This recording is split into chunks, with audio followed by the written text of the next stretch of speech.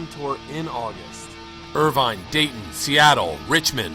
Today's guest, one of my best friends from 102.5 The Bone in Tampa, Florida, Cowhead. This is the Bertcast. Really? Talking to the mic. Check. Yeah. Why wasn't Coco talking to the mic? I'm listening, and all of a sudden, I'm out there. Yeah, that's one of the most frustrating things in the world is I get all these fucking people that, oh, please say I didn't just break this fucking thing. What is that? My most expensive earpiece. Your in-ear piece? Yeah. No, it's still alive. Go to earsoundcustoms.com. They'll make them for you. Oh, this is Joey again. God damn it, I can't get these fucking ear things. No, it's Denver, Colorado. Let's take our first caller. Hello. Bert, Yeah. Paul, how are you, man? Hey, Paul, how you doing? It's Paul. Doing good. I can't take this call because I know what you're about to say, and I'm not allowed to talk about it. Say it. Just say it. What are you calling about the episode? Yeah, you're on my podcast, Paul. Oh, well, hello. Let me call you back when I get done, okay? Yeah, let's. I was hoping maybe in the next couple of days we could do before the weekend. We could do a quick conference call with Scott, Leslie, and kind of brainstorm. Yep, perfect. That sounds awesome. Well, hi to Bert Podcast Nation, and let's touch base tomorrow. Thanks, Paul. You're a definite fan, knowing that it's the Bert Podcast Nation. All right, buddy. I'll talk to you later. All right, man. Bye. What does Paul do? He is my new supervising producer for one episode. One episode? Yeah. Why one episode? Because we're doing a special, and then we're doing and then we're going into the season. And I don't know if he can do the whole season. We don't know if he can do the whole season yet. So we're waiting to find out. He is on Gold Panners. Wow. Yeah. So here's the thing. I'm afraid to say anything negative because he works with you. Yeah. No. It's got to be like if you told people one day, no, you'll be watching people pan for gold. As interesting as that is. Yeah. Well, the gold with the family, with the grandfather and the son. I watch that shit. I don't think it's that one. I think it's the one that is. How is that possible? How is that possible that one channel has intervention and then the other one has kind of intervention? Yeah. Like it's like as soon as one channel has a good show, another channel comes up with kind of the same exact show. Oh, identical. It's whatever. It was whatever works. We just got that. It's like Man vs. Food came out, and then literally the next day they were like, "This guy's gonna go eat the biggest," like all around the thing. Right. But it's sometimes even more blatant. Man vs. Food, and then Food vs. Man. It's a different spin on. Well, Man vs. Food was a ripoff of Man vs. Wild. Yeah. Was that it? Yeah. The Man Bear vs. Grylls show. Yeah, Bear Grylls. So everything's derivative except for Trip Flip. Nothing's like us. Psych. I'd love to see you on like a Celebrity Survivor. Dude, like I want to see people on Survivor that can't survive. Fucking good at that. You've never done a reality show? I know, right? No, just the one I do every day for 4 hours. Once again, I've totally almost forgot to introduce my guest. What? No, I didn't even think of that. In the man cave. You never even tell anybody that you're starting. You just start. I know, yeah. In the man cave, Cowhead. Yeah, I like it like that. Although I've done radio like that, and it fucking is so frustrating when you don't know the interview started. Yeah. And you're just talking, and then you say some shit about somebody, and they're like, oh, he's on one today. Where are you these days, Bert? And you're like, oh, fuck, we're doing the interview. There was... Did I introduce you? I don't know. Cowhead. How you doing? That's like my worst thing because I'll interview a guy and if I like it, we'll do it for 45 minutes. Yeah. And I forget that people are constantly tuning in and I forget to keep resetting who the guest is. I'm the worst at that. No, that's even funnier when people are doing podcasts and they think people are just tuning in. All right, we're back. Todd Glass did that for a little bit on his podcast and I thought it was fucking hilarious. Yeah, no. Todd Glass did it to be funny. Todd Glass asked me if I'd do his podcast. Are you going to do it? Fuck yeah. Who do you say no to? Like who?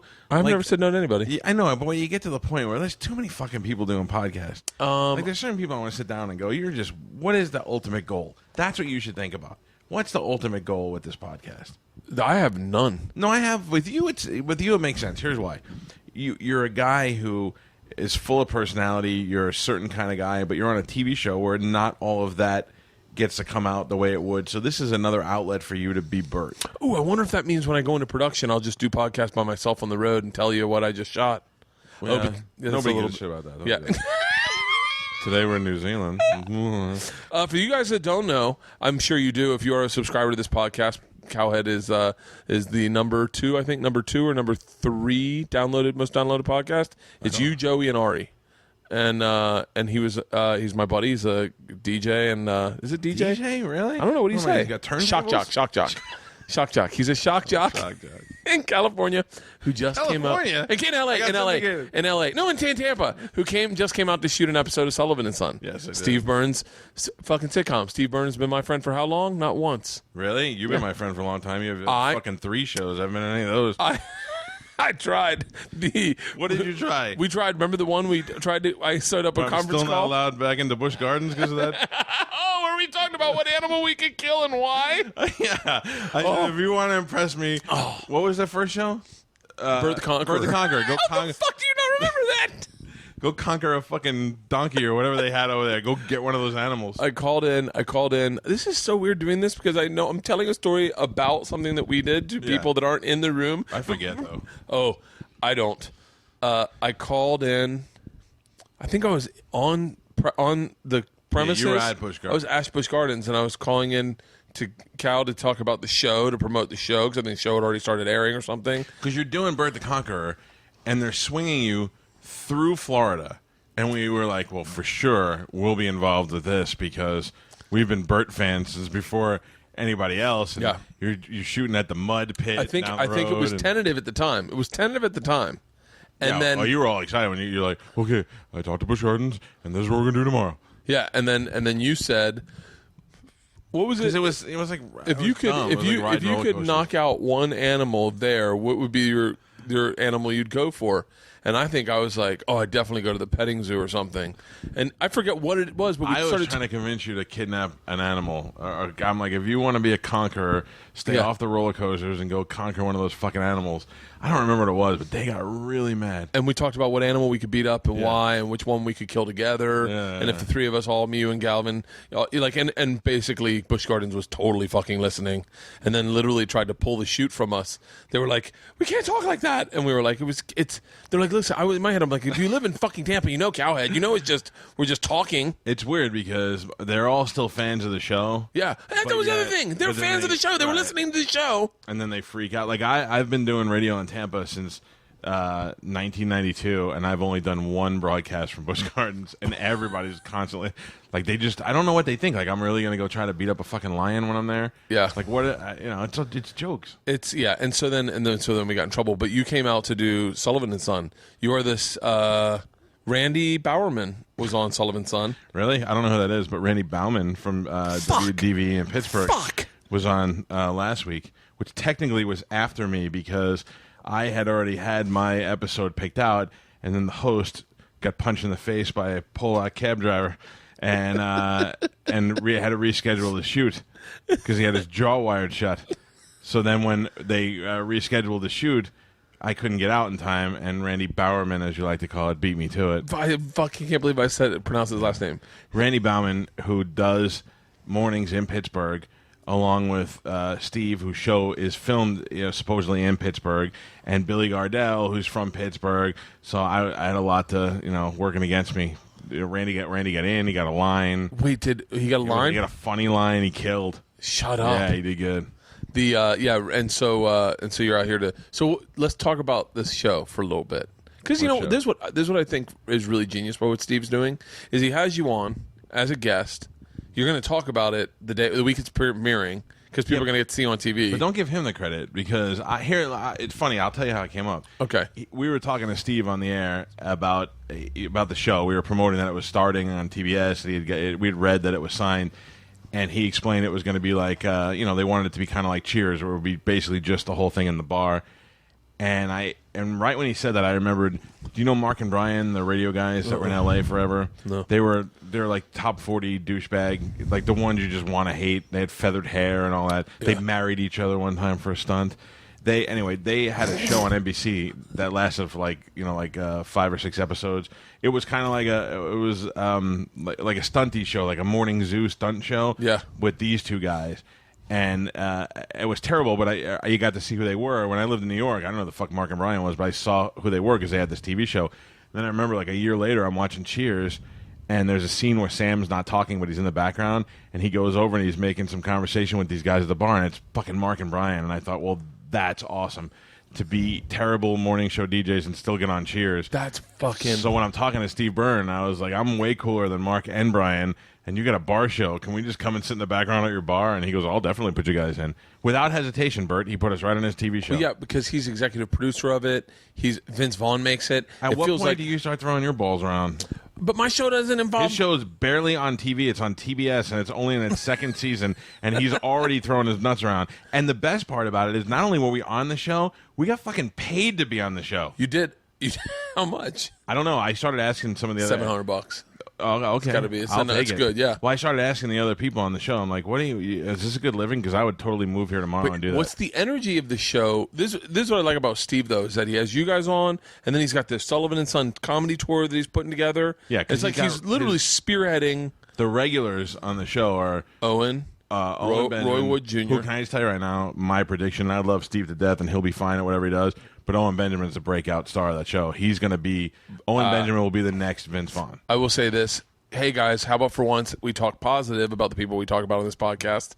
And I will say that you are not the first person to say that. From the beginning, Owen stepped into this business. I think people are like, this guy's got he's got $1 million grin. Like he looks dangerous, but he's real friendly looking. He's tall as shit. He's tall. He's good looking. He's absolutely fucking hilarious. Did you hear that he ate Britney Spears out? What? We had him in the studio, and I didn't know.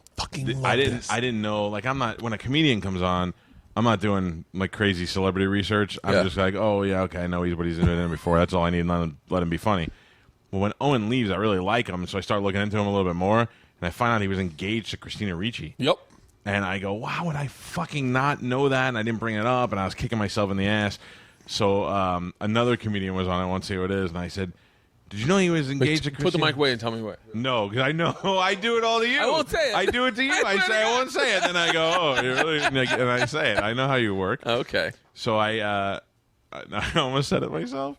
So I was asking this comedian, and he goes, you know he fucked Britney Spears. And I went, what? How did I not know that? And he goes, no. He goes, to be fair, I don't think he fucked her. He went out and he met her at a club. And then he ended up going home and eating her out for like an hour, and she wouldn't let him bang her. And I don't know any of this to be true. And I know Owen's got a girlfriend and all that, but I don't. But this is what I heard. So I fucking love Owen so much more. Got myself kicked off as Sullivan and Son season 3. No, I mean I get. I don't. If somebody else told me, so it's a story that's evidently out there. Yeah. And now when I was talking to him yesterday, I didn't want to blow it because I don't want to wait till he comes on the air to bring it up. But every time his mouth moved, I just pictured eating Britney Spears' box out. He totally has that. He has that ability to fuck famous people. Yeah, because like I don't have that. Because he's good looking, but then he's also got a great like personality. Yeah, and he listens. He doesn't try to overwhelm you. He can be funny in like a couple sentences, whereas he doesn't have to tell a 12-minute story like me. Yeah, like I'm like fucking here. Did I tell you about the time? And the girl's like, oh my god, enough. Just eat my pussy already. That's the one thing I'll say about Dane. There's one time Dane and I were going to try to run a. I probably shouldn't. Too late now. You and Dane were going to run. Dane and I were going to. No, Dane and I had 2 girls, and we were going to see if we could make magic happen. And I couldn't shut the fuck up. And he pulled me aside and he goes, "Turn it off."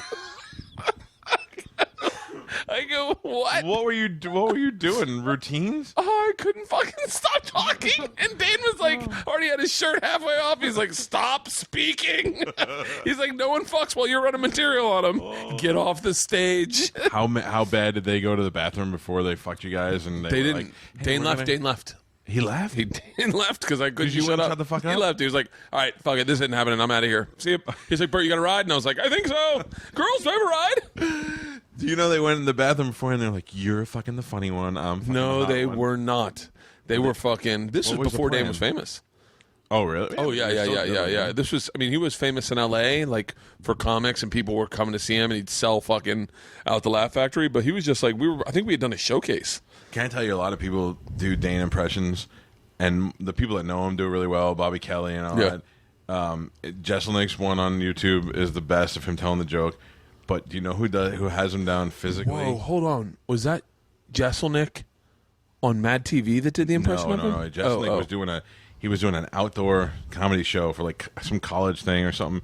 It was probably something he thought nobody was ever going to see. And then he told a joke, and he goes, and now I'm going to tell that same joke as if Dane Cook told it. And it is so fucking dead on and funny, it's hilarious. Really? It's not really insulting. It's just his mannerisms. It's like it's that whole pacing that Dane literally. I want to say he created that energy, that pacing Real of physical. Yeah, and I would say very honestly, we all borrowed from that at some point. Yeah, well, everyone had a one guy changes things a little bit, Yeah. But out of all the people who do a good Dane impression, I've never seen anybody. Steve Byrne. No, no. He took my Steve essence. can get his essence, but he can't do it the physical moment. No, I have never seen anybody become Dane in a physical manner without even talking better than Godfrey. Godfrey's telling a story. He goes, and then Dane walks in the club, and he just does the Dane shuffle with the hat down, and it looked like Dane walked in when he did it. He was great. One of my favorite interviews that ever was when you interviewed Dane. Yeah. And you were like, listen, I said there are rumors out there that people have. with your sort of fame. This is the comes best. He goes, haters. that you bunch of haters. There's one guy out there that said you stole his essence. And hold on. I said to him, I said, look, with the fame comes the haters. I said, when we hear a lot of rumors about you. Now, this one I happen to know was true before so I set him up to be like, so I said, so if I tell you what I've heard, will you tell me which ones are true and which one aren't? And he was totally cool. He's like, absolutely, tell me, and I will tell you which ones are true. And then you said, there's rumor that someone stole your essence. And he goes, yes. He goes, I know who you're talking about, and I won't say anything because we're fine about it and we're cool. Which it ended up getting out like everywhere. It became a big story. Right. And he was like, we've gotten past that. And, look, here's the thing is when you're young. And he defends it. And he goes, well, there's another one where a guy said you wouldn't let him wear a Boston hat because that was his team. And he goes, I didn't say any names. And he goes, yeah, and I know who that was, and it's Kyle Cease. Yeah, you go, it was worse. I go, is it true that you told another comedian he couldn't wear Boston gear because that was your thing? And he snapped. Yep. The first thing, he was totally cool, and he goes, yeah, and you can fucking tell Kyle Cease if he can't take a joke. And I went, oh my God, because I don't even know Kyle Cease. Yeah. And I was, and I was like, oh, we just ruined that. That was one of my favorite. It's the best part about being your friend is I get these phone calls. You're like, I just did a great fucking interview. You got to listen to it, and they are fucking great interviews. It's the hardest. It's the thing about these podcasts is like you technically want to interview someone, but then I don't know what the fuck to interview someone about. I have a natural curiosity for talking to anybody. Last night I got to meet Vince Vaughn for the first time.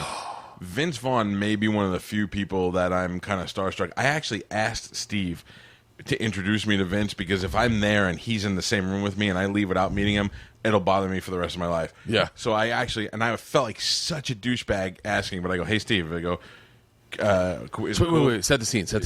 I'll tell you how when I met Vince Vaughn. Okay, it was the final episode for second season of Sullivan and Son. Last night, and that's why I didn't get a fucking phone call. What? You guys at a rap party? We were there from 10:30 a.m. till we didn't wrap till 12 o'clock, and then we had like a little party after. Holy shit! Yeah, and Vince was there the whole time, like I would say from like 6 o'clock on from the taping, but he was like he kind of hangs in the back with Billingsley and the other people, and then at the end he's there and he's hanging out in the back, and people are taking pictures with him and they're talking to him, and I don't want to be that douchebag, but I'll never forgive myself if I leave. I'm such a fan of like the old movies. Dude, I'm like Made is the best fucking movie. He's so I want him to go back to that. I literally, and I'm this is me speaking out of my ass, and I'm not his friend, so I can talk like a fan. Right. But like that was watching him act that way. Like it was an extension of who he really was. It's unbelievable. And it was fucking unbelievable. It's the genius. outtakes were better than the fucking movie. This morning I got up and I was thinking about it, and I review these things and I hope I didn't make a jackass out of myself. I actually said to him, we were talking a little bit, and I got to tell you, I don't know what to say because no matter how great anything, if people tell you, hey, I loved you when you were on this, you appreciate it, but you don't give a shit what they're saying. I knew he wasn't going to give a shit, but I still felt like I had to tell him how good he was in Made. I said, I got Made, great. He's like, oh, yeah. And, Made and The Breakup. Is that what it's called? Yeah, with Jennifer Aniston. That's a great fucking movie. That's a great fucking movie. It was okay. It was a good movie. It was a good movie. He was so fucking good. That character, every scene he had, he was fucking phenomenal. He was so good in that movie. He is the guy that you want to work your late night shift with. Yes. Like you want to... He comes over. I asked Steve if he would introduce us, and Steve said, he'll come and he'll hang out later, and I'll introduce you guys. And I go, okay. So at one point, him and Steve walked over to Galvin and I, who were sitting at the bar, and there was, I would say, maybe 50, 60 people in the bar, fake bar, the Sullivan and Son bar.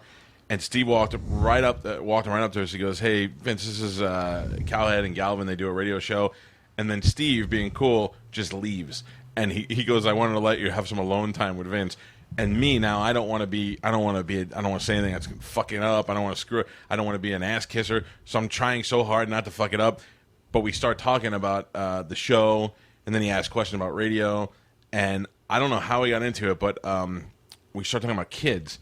And he said, yeah, he has a 3-week-old baby, and I said, oh, So right there, you see the gates open, and you're like, I got in. He goes, and he actually looks at me, and goes, what about you? And I have a 6-year-old son, and I have a 6-month-old daughter. And his face went from sleepy to this biggest, most genuine smile, and he goes, isn't it the best? Yeah. And I go, it really is. I said, and I didn't think, when I had my son and I are so fucking tight that I didn't want to have another kid, because I was totally honest. I'm like, I can't see me loving another person as much as I love this kid. Yeah. I don't like my wife nearly as much as I like my son. So, and even after the baby was born, Galvin goes, now that the baby's here, do you realize that you can love both babies? I go, I love them both.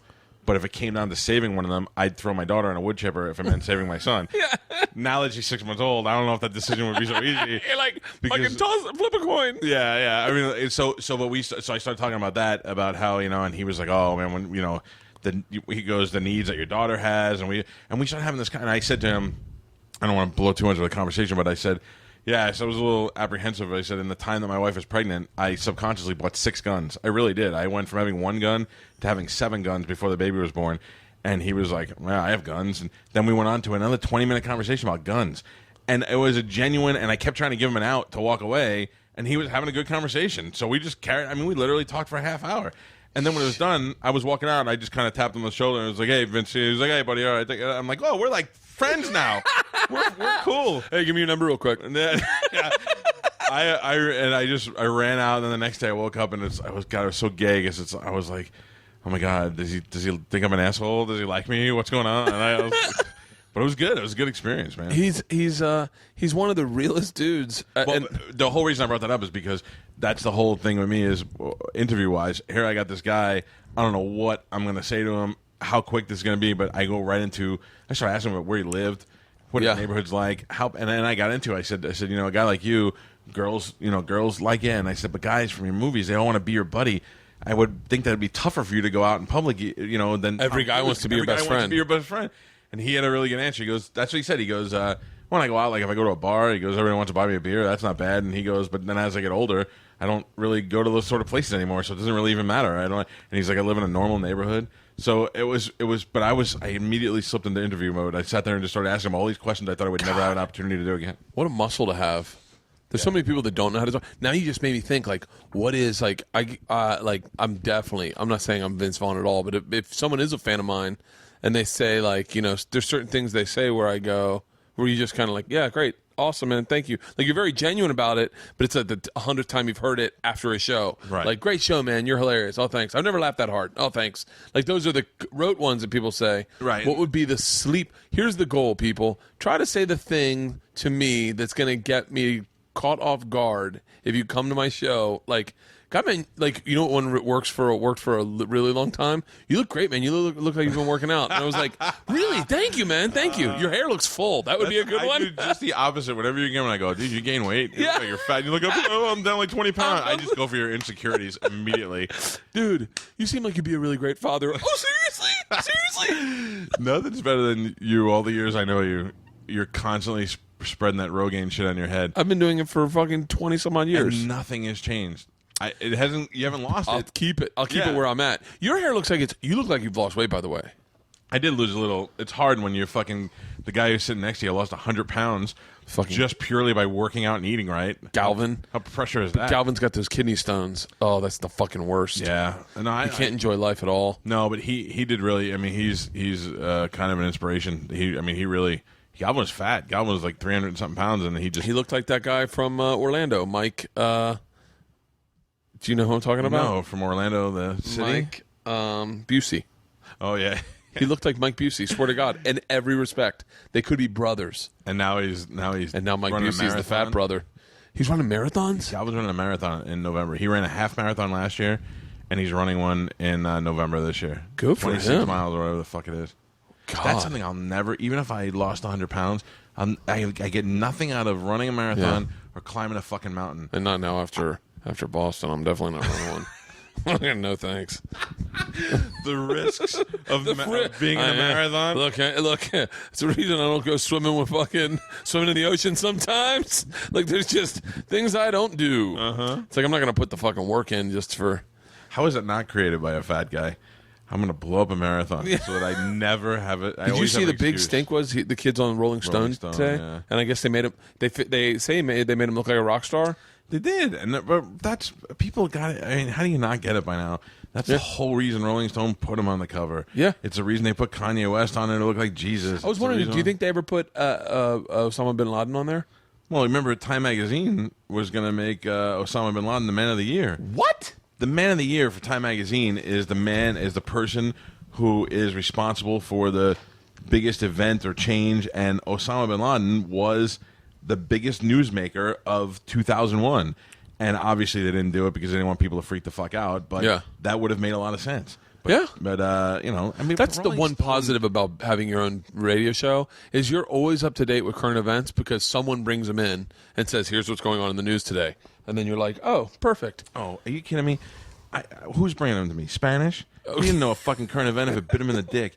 I'm the one who's up till 3 o'clock in the morning and reading news stories. Do you have like updates from like CNN and shit? Yeah, I constantly have. I want to know what's going on. I have a genuine concern for news and what's going on. You were the first radio guy to bring on George Zimmerman's brother. Yeah, George Zimmerman's brother was back on my show first, and I want to say it was November of last year. Yeah. And in all fairness, I think that the Monsters in Orlando had him on before me because he lived out there, and then the next day we had him on. But and then after the verdict, the verdict came down at 10 o'clock on Saturday night, and I had him on at 10 o'clock on Sunday morning. I actually went in and did a live show on Sunday morning after the verdict and had him on the air. Robert Zimmerman, whether you believe his brother was guilty or not guilty or whatever, yeah, George's brother is very intelligent.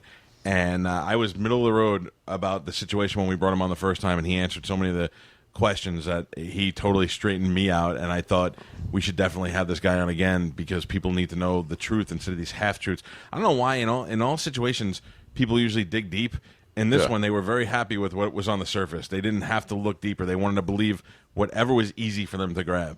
Yeah. And that's why I think people are so divided over it because they don't want to look into what the truth is. What's so interesting, he's so well spoken for a guy who sells jacuzzis. I don't know what the fuck he does.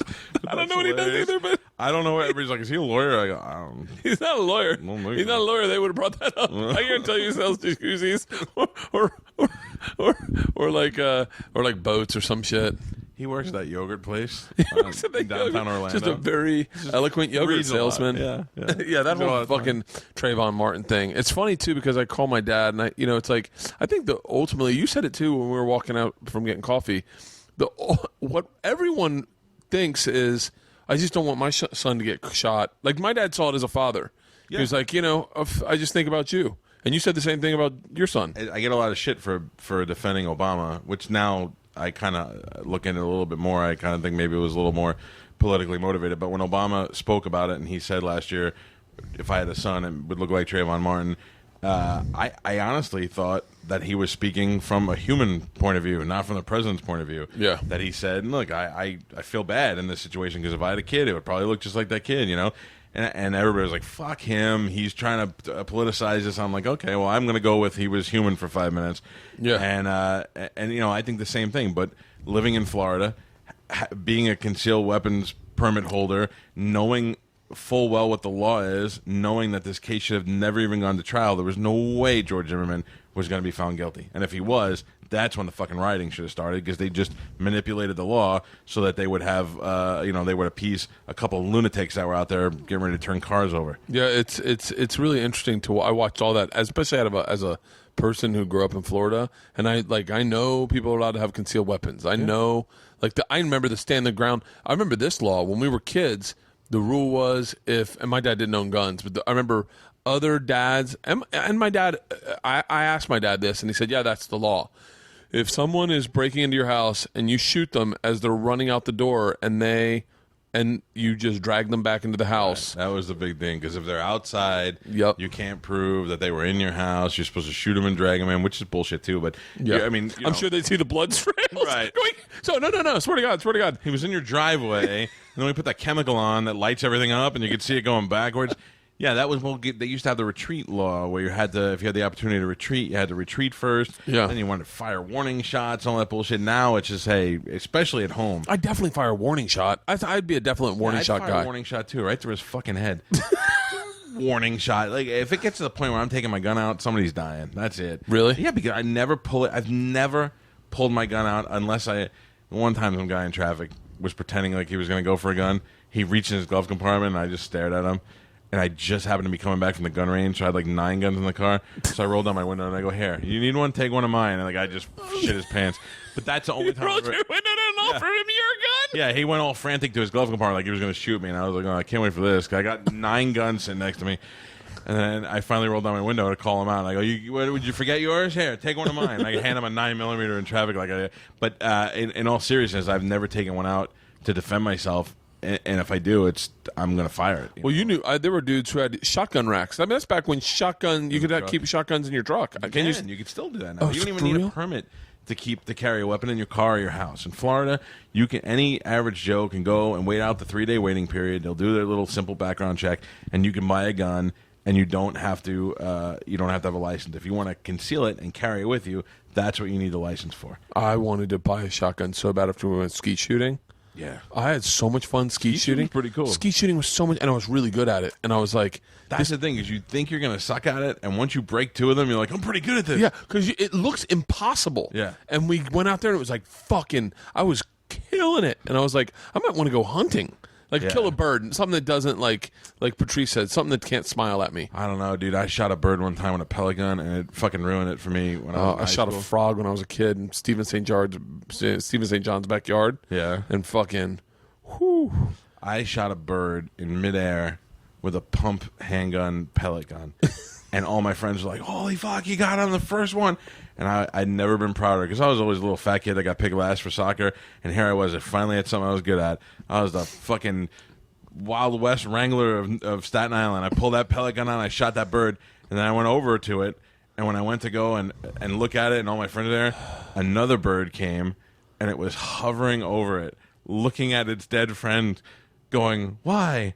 Why won't you come fly with me?" And I was like, oh, I felt so, like the bird it was like a cartoon. It kept looking at the dead bird and looking at me, and then looking at the dead bird and looking at me. And it was almost like in my mind now I could see little bird tears on its fucking beak. That's why I never want to kill an animal, because if I don't kill it on the first shot and it twitches and it looks at me like, "Why did you do that to me, you cocksucker?" I caught a gar. Is the Fish? name? A gar. Yeah. It looks like a fucking alligator Yeah. fish. I caught a gar in my backyard one time, and I was fucking flipped out. And the kids that I was with, I want to say it was Chris Suarez and Kenny Suarez, they were like, "You got to kill this fish because that fish eats bass." Right. And they're like, and I was like, okay, but gars are really tough to kill, like not even really tough, Yeah. especially if you're like 12. Especially with a fish, you just don't throw it back in the water. Oh no! Well, yeah, I guess that's one way, but I needed to cut its head off. So I started stabbing it, but the knife kept sliding off. It would not go through, and now I'm just like marking up this fish, and I can't kill it, and it's still flipping. I'm like, no. And my dad just comes out and sees me trying to stab a fish. He goes, "What the fuck are you doing?" And I'm like, "It won't die, Dad." You're either a serial killer or a comedian after Yeah, that. and so I threw it back in the water.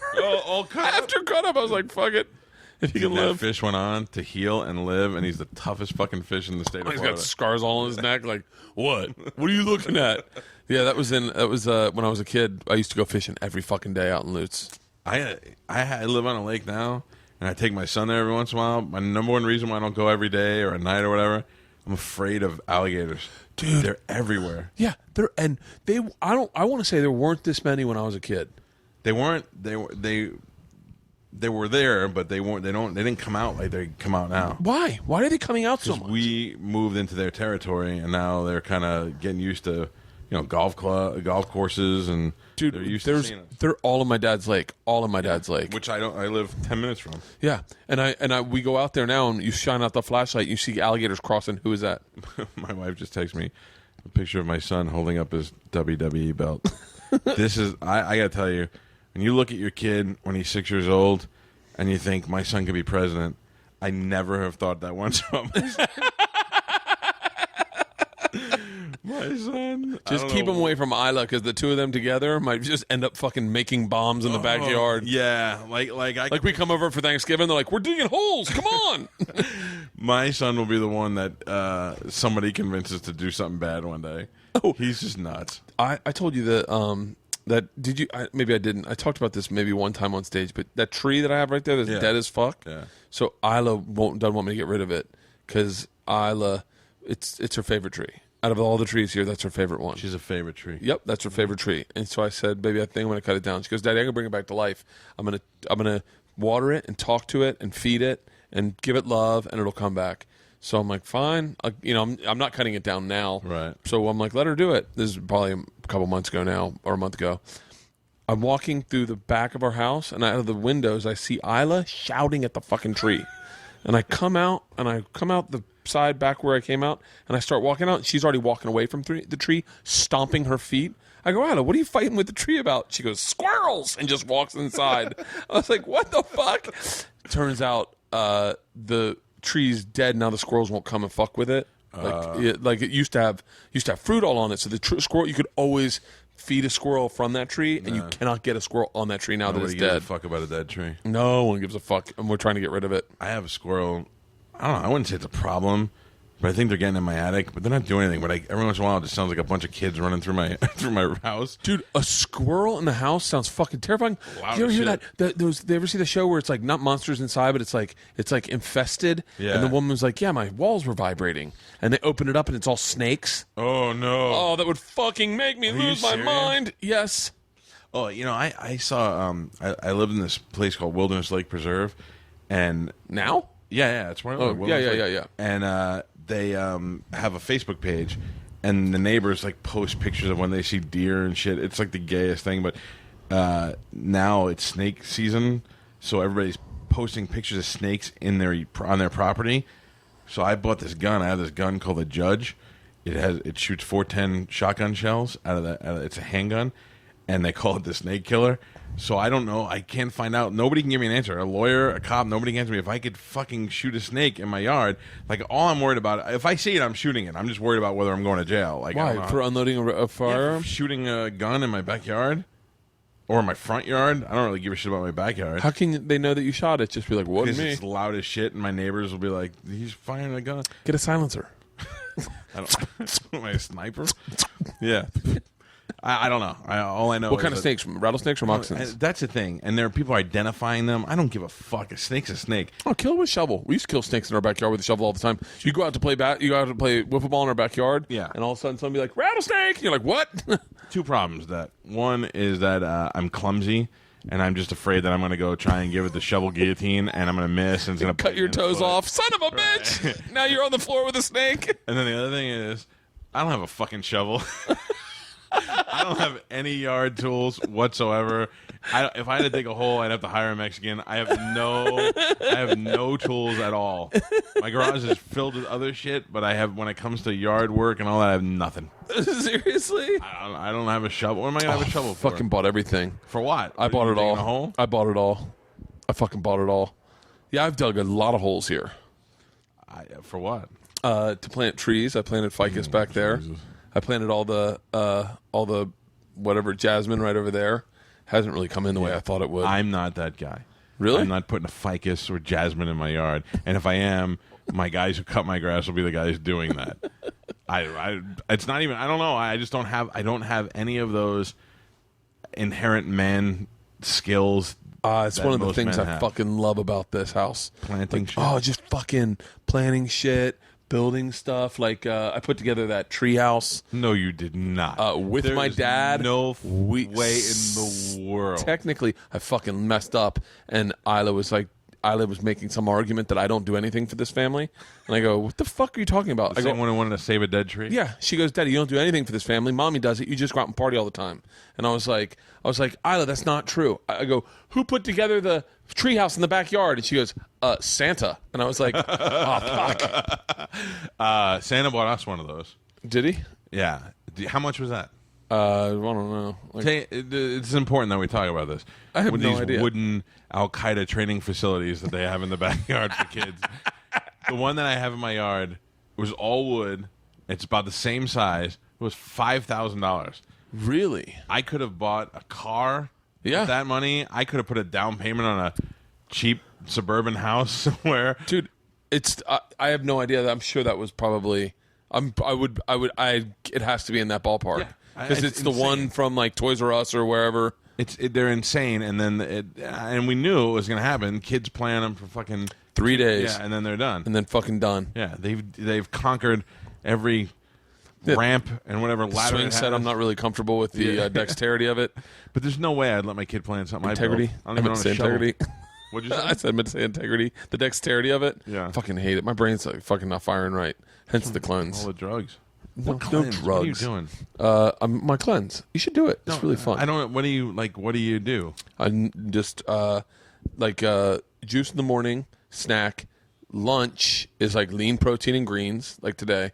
And what do you think this is doing? Flushing your system out? It does, dude. I you just shred shit it out? I was 245. I got down to 205 was my And you lowest. shit 30 pounds? Nope. It just unbloats me. For me, it cleans your liver out, lets your liver process all the fat. And for me, it's just like I'm weighing down my liver down every fucking weekend. 20 wings at Hooters is the same thing to me. What? If I eat 20 wings at Hooters, hot with two Yeah. blue cheese, Oh yeah. shitting for 3 days. That Cleans used to me be my right out. cleanse. I can't eat spicy anymore. It really fucks my stomach up. Yeah, I'll tell you, that's one of the things that sucks about getting old. Yeah. You can no longer do those everyday things that you used to do. I'll never forget one time we were on the set of Reality Bites Back, me and Donnell Rollins, and the PA. I told him to get crudita, and Donnell didn't know what that was. I go, it's fucking vegetables, guys. Vegetables. I go to the fucking store, buy a bunch of they have sweet peppers, get some ranch, get some celery. I go get some broccoli, get some cauliflower, and put it out and on a tray with the ranch. It'll look great. Right. So the kid went and got all the hot peppers. Like all the hot peppers. He got jalapenos. Not a bell pepper. Not a bell pepper. Serranos, poblanos, and habaneros. And he put them all out there. And the habaneros, I got to be honest with you, just like in the animal culture, they looked enticing. Yeah. They looked. Yeah. They were like bright. They're little. Yeah. And I was like, oh. So I dipped one in, popped it in my mouth, chewed it up, and my mouth lit on fire. Yeah. And I was like, holy fuck. And Donnell made so much fun of me. You and your coup d'etat? Your coup d'etat? Fuck that. Fuck that. No justice, no peace. And he just fucking dipped it in. And I'll never forget, his first words were, Mama. And he was fucking, his mouth was on fire. Just, you follow him on Vine? No, I don't. No. You don't? Who do you follow on Vine? I'm not onto the that much. I just looked at your Vine that you sent out. It was me asking you how to spell connoisseur. Yeah. Who the fuck's looking at that? I'll tell you. Yeah, but I don't know. It's not that I'm against it. I just haven't found a way to utilize it yet. Look, I'll tell you who's looked at this. I put it up 1 minute ago. Nope. Some people are really funny. I can't figure out how Simon Rex makes any money. He sells drugs to Charlie Sheen. 12 people have seen that. 12 people have seen it. Yeah, and you and I at lunch. And they've liked it. Yeah. Simon Rex is big on fucking Vine. What does he do? I'm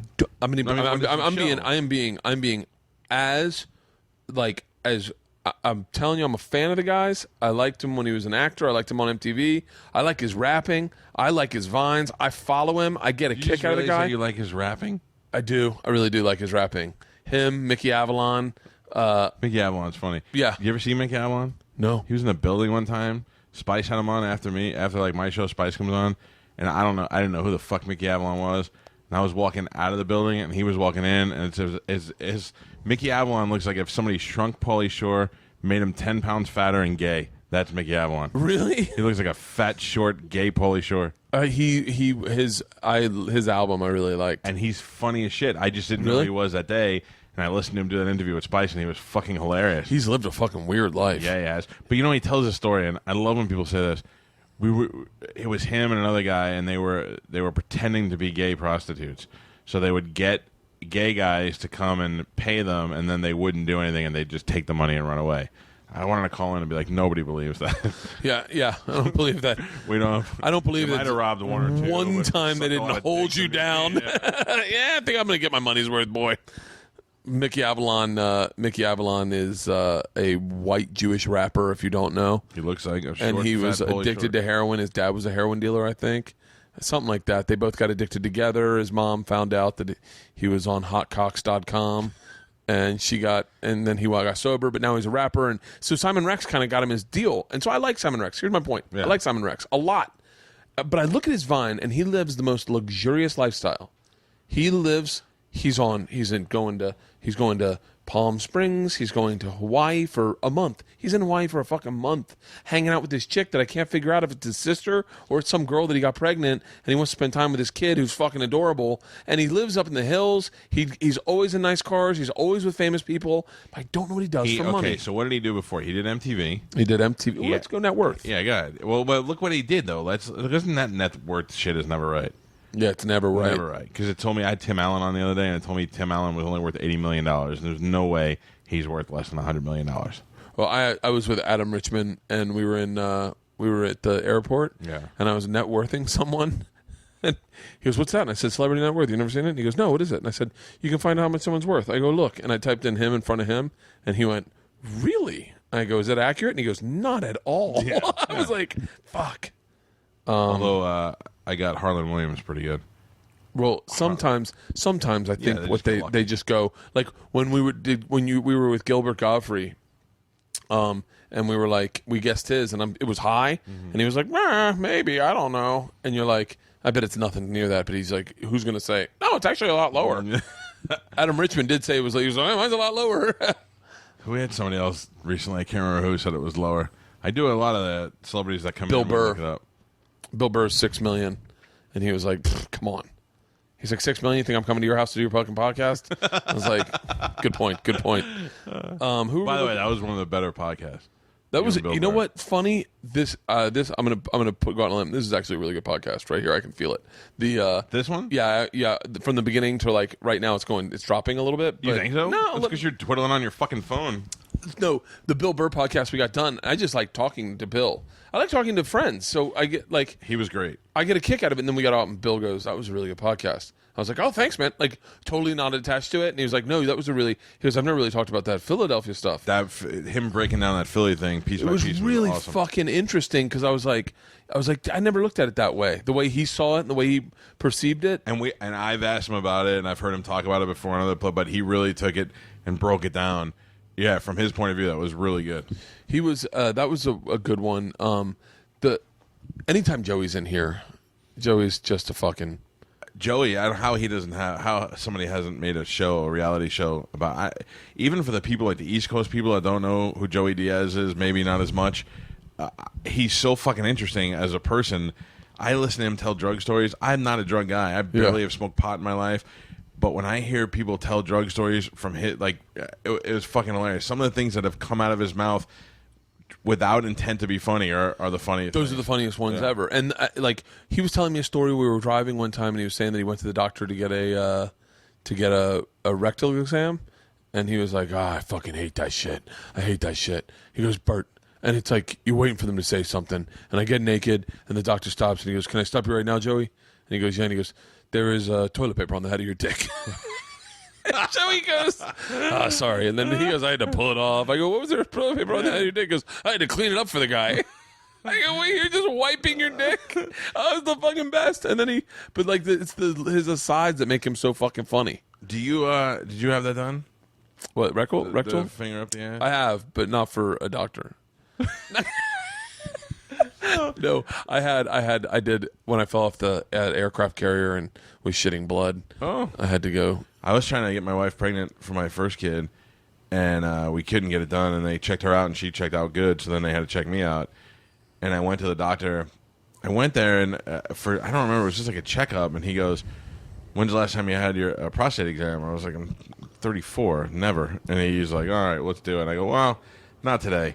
And the truth is, I wasn't really afraid of it, but I did go to Hooters for lunch that day, and I felt like I had a shit brewing inside, and I thought, as soon as this guy sticks his finger up my ass and he pulls it out, it's gonna fucking leak everywhere. Like that's all I saw is me just shitting all over this guy's arm. So, and he was a big burly guy. Remember that? Remember Grizzly Adams, the guy who used to live with the bear? Yeah, he looked like that guy. And that's who you want finger in your ass. I didn't plan on getting my ass fingered that day. I didn't know. And he goes, "Yeah, it'll take 2 seconds." I go, "Yeah." I go, "Can we just like make an appointment? I'll come back." He's like, "You're here now. Just do it." And he did it. But the fucked up thing is that when I think about it wasn't a big deal. And for anybody who needs to have it done, it's a little uncomfortable. And just right when you're like, "Oh God, I gotta pee," he's done. It's over. Yeah. So it's not a big deal. But when he was checking my balls and my dick beforehand, because we're trying to figure out why we can't get pregnant. He obviously, that was the easiest. Let's look around first and see if there's anything there. And then he did the finger in the ass. So when I'm telling this story, I go and then he looking at my balls and my dick, and he asked me about if I ever had the finger in the ass story, and he goes, "All right, well, let's do it today." And he puts the glove on, and then I'm saying it out loud, and I'm like, did he not have a glove on while he had his hands up on my balls? I don't think he did. How fucking weird is that? He's a picture of the fucking big guy that lived with Grizzly Adams juggling my balls with no glove on. just raw dogging it. Yeah, and like being rough with it, like picking things up and pulling. And when I did my ass wax, I was totally naked. Yeah, and she slathered stuff on my asshole. Yeah, and she did it barehanded. Yeah, that's hot though. I'm getting hard now. You must have been hard as a rock. I get a massage, and every time they accidentally touch my nuts, I'm like, I was talking about this. I think I talked about it on stage, one of those late shows where I've been drinking. That's rare. And so when I got back from Europe after I'd been to Russia, I had got my girlfriend for 5 years cheated on me with my best friend, and so you knew that. But so I went and got tested for everything because I figured I totally had AIDS. I was like, that's the way they had scared the fuck out of us. In the 90s, we all thought we had AIDS. Oh, I got AIDS. I definitely got AIDS. Everyone's got AIDS. I know a gay guy. I must have AIDS. And so this guy can't throw a baseball. I've got AIDS. So, doctor said, I have a pink shirt. I must have AIDS. So, I love this song. Oh shit. So, Love Shack. Oh fuck! I got AIDS. I thought I had AIDS. I really thought I had AIDS, and I was like, anybody who saw Philadelphia had AIDS. Yeah. You were so close. Oh shit! I saw Joe versus the volcano. I think I got AIDS.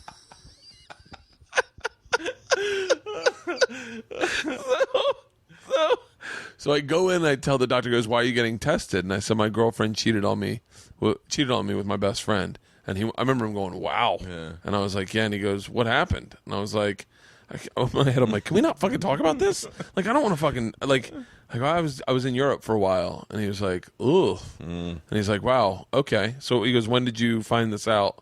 When did they do this?" And I was like, "Well, they were doing it, I think, all summer, but I just found out." And he's like, "And you've had sex with her?" And I said, "Yes." And he's like, "You're the only person." She said, "You didn't have sex with anyone over in Europe?" And I was like, "No."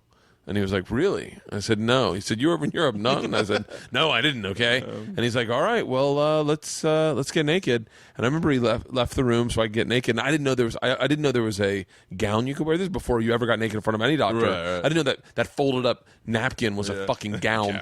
And so I'll never forget that this is distinctly how my brain works. When he walked in and he saw my dick, I didn't want him to think it was small and that's why she cheated on me. So I started working up a little bit of a chub. Yeah. And so I'm working up a little bit of chub. I get naked. I took my fucking watch off, my necklace off. I'm fucking nude. And I walk in and I'm half hard and he's like, "Whoa." And he's like, "Where's the gown?" And I was like, "What gown? You didn't give me a gown." He's like, "Right over there." And I was like, "Oh shit." Well, if I had a gown, you wouldn't get to see this. Yeah. And then I didn't realize what that entailed is them doing the swab in the head of the dick. Dude, I can't even. I've had my father, my brother, a couple of friends of mine, everybody, like a lot of guys I know at one point have had not just swab, because that's a sex test, but like the tube or something to go in there. I'm going to tell you right now, I think I'll just wait for it to fall the fuck off before I have that done. Psychologically, That blows my fucking mind. I'll put 2 doctor fucking hands in my ass before I put anything in my dick hole. That in the head. Do you know Johnny Knoxville had to run something up the head of his dick every single day? He had to do it. I know because he broke. Dude, that's he broke his urethra, right? Mm-hmm. How did he break his fucking? I don't know. I have urethra? a liner from him. It says, "This is Johnny Knoxville, and you're listening to the other guy who broke his cock." Cowhead. I've seen ads in Tampa on local ads for a company that makes catheters that you put in yourself. If I had to do that, especially, and I'm sure I'm going to get cursed for saying this, that it'll happen. Like if I had to be the guy to do that to myself every day, I couldn't do it. I'd probably just give up. I couldn't do it. I went to a meeting one time, and the guy told me that his son was born without an anus, and they had to every night put a rod up his to create an anus. That was It was a really interesting. I wish I could tell you this guy's name. I mean, not that matters at all, but we went to the meeting, and I was young. I was like 26 years old. What kind We're of meeting looking was this? for hire a writer for my sitcom. Oh, and so how'd that come up? Exactly. We went to a bar on Ventura. Looking for funny guys. We You're sit up, talking and the about guy's got a. Is my manager? Hold on 1 second. Take it live. I'll take it live. I'm gonna have to edit out. Don't edit out. Hello. Hey, you. Hey, what's up? Your manager's a Hey, girl. Montreal's up my ass about your travels. Do you have it booked? I have it on hold. I just got to put a credit card down. Put it up around. Okay, can you get it to us today? Yeah, of course. Okay, just shoot me forward me the email when you get it, will you? Yep, I will send it over. Thank you, dear. Thanks for the fruit basket thing. We loved it. That was awfully sweet of you guys. Oh well, I'll tell Leanne. Awesome. Excellent. All right, so I'll let them know that they'll have it today. All right, thank you, Judith. Oh, by the Okay, way, this was on the podcast. If you're comfortable with that. This conversation is? Yeah, I can take it out if you need me to. I'm sure Montreal will be happy to hear me say that they're up my ass. I'm sure that'll go over well. Got me excited. I can tell you that. All right, I'll talk to you later. All right, Goodbye. bye. So Judith, is she good looking? yeah, she's my manager. So she what were we talking about? The guy with the kid with no asshole. So yeah, we sit down at the bar, and he's got like 2 martinis into the night, and I was like, hey, and he goes, you want a martini? And I was like, we didn't say hi. Yeah. I go, yeah. I go, I'm Bert. And he was like, I know. My kid's got no ass. And it's the first thing he said, and I was like, what? He goes, man, you don't know anything about this. I'd love to write about just not having this fucking deal with, like, my kid was born without an anus, and we've got to, like, stick a That rod. can't be real. He was punking you. Dude, there's no way that anyone brings this into a meeting. What's even crazier is I knew who his wife was, and so I wanted to, like, I randomly, like, a year later, I ran into his wife at an audition, and I so badly wanted to, like, be like, how's the kid? But I didn't bring it up. Still no anus. Yeah, but no, that's normal. Someone else said that the other day. I heard someone else say that their child was born with no anus, and you've got to create one. They make one, they sew one, and you've got to keep it open. Can I tell you this? My wife's gonna fucking kill me, but she'll never hear this. But I don't know. I could do so much before my wife, acknowledged technology. Now she's got an iPhone. I kind of got to watch my step a little bit. My daughter. This is the one thing that I was worried about. My daughter, the doctor said, hey, everything's developing fine with your daughter, but in her daughter private area, there's I don't want to be honest with you, I don't really know, but there's something there there's something there that has like a piece of skin had grown over like her baby area, her little private area, and the doctor said it's not something to be too concerned with now, but as you're cleaning her and with the wipes, you can be a little extra rough in that area, and that'll kind of and I thought that's the most horrific fucking thing I've ever heard. Be rough in that area to me. My wife can go in there and Bruce Lee it up. I don't even like to God. I'm not. It's weird because I'm not a pussy like that. I'm not like. But when I think I don't even want to go near. Like I clean around it and hope to God everything else in there is fine. Yeah, that was the old joke. The best joke is Louis C.K., where he just keeps going, sometimes they'll get shit in their cunt. Yeah. And he just says it over and over and over again. And it's terrible. And it's not so much like I'm not afraid to touch it or do what I gotta do. But my thing is that I'm clumsy and I have giant catcher's mitt fingers. Yeah. And I just am afraid. Because they do with their little girl, and I know this is going to creep everyone out, but it's true. They do sometimes they get crap in their junk, and you've got to get it out because it's super dangerous for them to not have it in there. And my wife's like, You get infection. Yeah, you got to clean it out. She's like, and I was like, I'm just afraid I'd push it up in there deeper. Right. Like I was like, I don't know which way to go. I go, look, I'm not even good with the one I get to play with. Like I don't want to roll the dice on the brand new one. Oh, so yeah, I've never really changed kids. I'm really not that active of a parent. I realized today. Like I got up and I was like, where's everybody? Yeah, but the reality of the situation is, like, especially when you talk about having that second kid and it doesn't come by accident, Yeah. we're going to talk about it. We say, all right, we're going to have another kid, that's fine.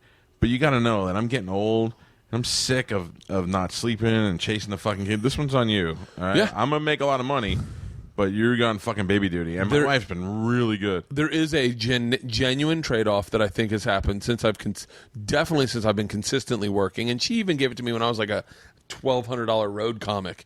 Like there was I fucking have a joke I want to tell you so bad right now. I'm not gonna, because that fucking would cause a clusterfuck in my life. But like she was always good about letting me sleep when I got back from the road, but she also worked at the time. So when I was back from the road, I got like a day grace period, but then I was daddy on duty Tuesday, Wednesday until I went back out. And if it was Thursday, Friday, Saturday, I was like, fuck, I need to get a road date. But now I come home and she lets me sleep. I woke up and I go, where is everybody? Here's the worst part is I haven't drank for like 3 days. Cool. And so I'm feeling really good. You know, like I feel really active. Yeah. So I woke up. I'm like, where is everybody? Shit, they left for fucking camp. Like no one said goodbye. And I get up and I hear them all in the room and I get in and everyone's in the bedroom. And this is like Leanne's morning ritual. She'll get in bed with each of them and they'll talk. And I go, what are you guys doing? And she's like, hey, Dad, what are you doing here? And I was like, I thought you guys left. They're like, it's 6 a.m. I was like, fuck, this is bad. I was like, I just had to go to the bathroom. Have you ever had a nanny? Yeah. Fucking hot ones. I'm a little bit of a predicament with my nanny because my nanny is my producer's girlfriend. And I'm not going to say I don't want to fuck her. Yeah. But I believe that she's repulsed by me, so it makes it easier to not fuck her. Oh, I had, first of all, I had the hottest nannies. Then I had, this makes this so uncomfortable because they may listen to this. Yeah. So girls, if you're listening, know that I always thought you were beautiful, but I was very respectful. They never would say I ever hit on them ever. Right. I was never really there much. But what would happen is, and this is true to this day, is I became really good friends with them, and I still am. They come over they go to Georgia and Isla's recitals, and they still are very active in our life. They come over for dinner every now and then. They'll house sit the dogs, and what would happen is, and I think this happened with I want to say Nikki, which one of them was really into football, and so like Monday Night Football would start, and I'd get home on Mondays, and we'd show up, and I'd be hungover, and we'd just start watching Monday Night Football, and the kids would be running around, and we'd be just sitting there watching football. And Leanne would come home at 7:00 going, "Has anyone started dinner? What the fuck?" And we'd be like, "Oh no, the Jets are playing." I wouldn't hit on girls the are here. Either. Hang on one second, I'm gonna shut the doors before Priscilla gets here. Stand by, I got a real dirty thing coming. Did they just get home, Chris? Leanne? I can hear Chris. I love you just asked the dog. Oh, yeah. Do you want a soda? No, I'm good, thank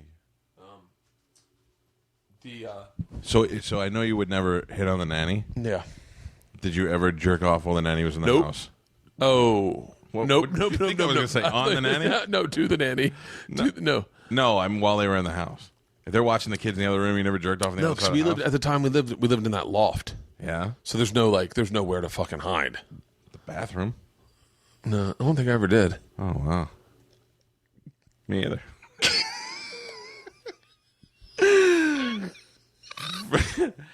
I mean, I'm at it. Whenever there's another girl in my house, nanny, maid, whatever, I'm in the other room rubbing one out. It heightens it. It heightens the experience. Yep. I'm dying. And not even my maid, just in the fictitious maid in my head. Just for her to walk in. Oh, senor, so sorry. It's okay. Not even your maid. Come on in, Carmelita. No, I never. This is, God damn it. I hope to God. And thank God Leanne can't. Thank God no one has, quote unquote, emailed this podcast to her so she can hear it. Yeah. Because she's like, no one emails it to me. I don't get a copy. I go, really? Must be a glitch. She goes, I go, it's an RSS feed. She goes, oh, I've seen that. I don't want to download it. I'm going to get a virus. I go, babe, it's from my fucking website that you fucking pay for, that we take care of. You have a lot of other chances to get a virus from Bert. Yeah. I'll tell you what I have done. This was, this is, like if I get hit on really hard by a girl, Yeah. I may possibly incorporate her into a scenario in my head the next day. Yeah. Which is like. Now every girl that fucking talks to me is gonna be like, "Oh, don't get too close to this guy." But how hot will it be if somebody's like, "Hey, do you remember me? I met you." And, Put me in the game. well, yeah. Was I one of those girls? Will you be honest with them if they ask you?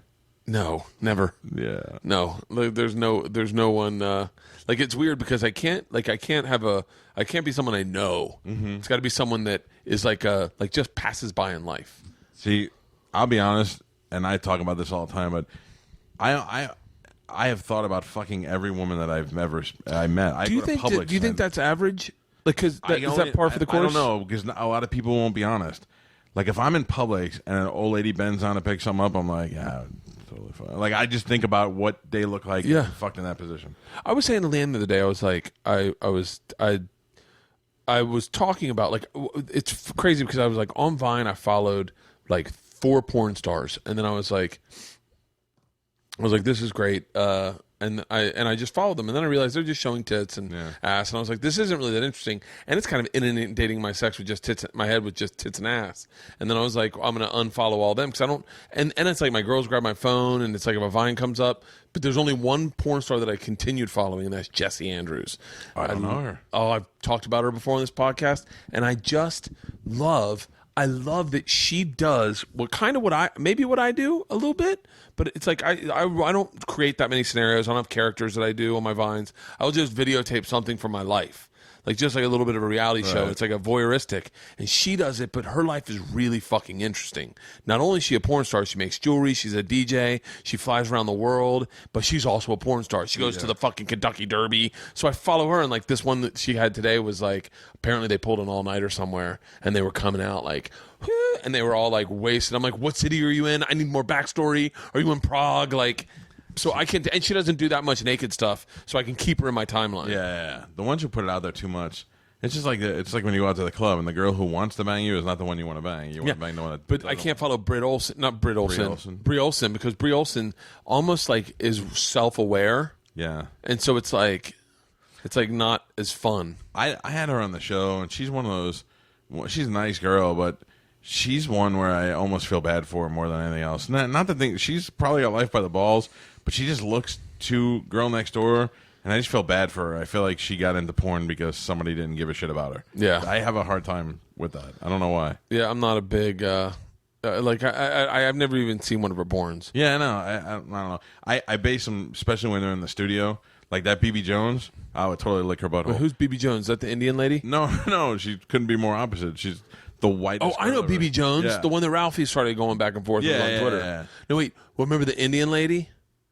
That came in, she was like 45. Oh, yeah. The grandmother. In the studio, yeah. Yeah, she came in and she was like... I don't remember what her name was. I forget it. She was all coked up. And I was like, Russell Peters had sex with her. And you're like, what? Yeah. And then I was like, yeah. And then I texted Russell Peters. He's like, wrong one. Yeah. She was pretty hot, but that's what I want my porn girls to be.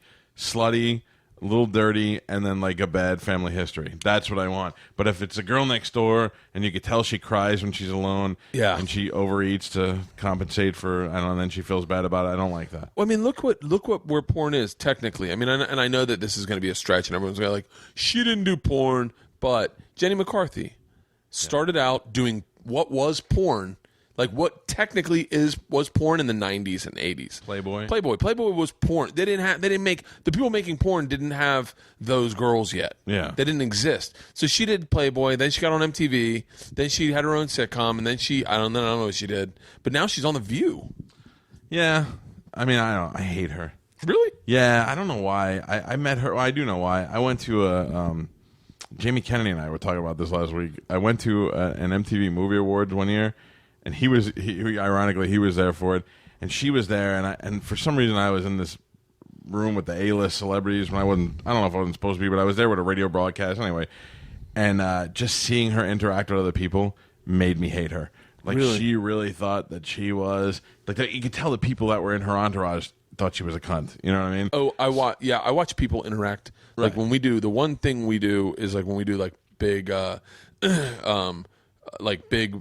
where every network gets together and you see other quote unquote stars of cable networks, and I'm always impressed by the people who are like hot chicks that know your name, that go up and they know everyone's name, and they're like, "Hey, how you doing? It's good to see you. Congratulations on your 3rd season." They know everything about you, and I'm like, holy shit, I don't know anyone's fucking name. I know Andrew Zimmern and Adam Richman. Like, How's that's he doing great. He's Adam, deleting shit. What? No, Zimmerman. I mean, Oh, Zimmer's doing great. He's a fucking star of the network. Yeah. He's been there. He's going to be there forever.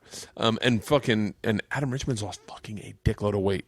what's he doing? He's on his, I think His new show, Dickload of Weight. I'd watch that.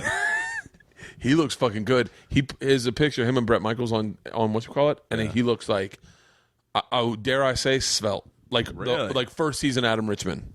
Yeah, well, he's been 5 years of eating bacon in every state. And now he doesn't have to eat shit. Right. He's like, I'm fucking done. And he got his hip fixed. He had a hip injury, and I think he can like work out now. He couldn't work out before. That's my problem too. Hip. Yeah, me That's why too. I'm not working out. It's a game changer.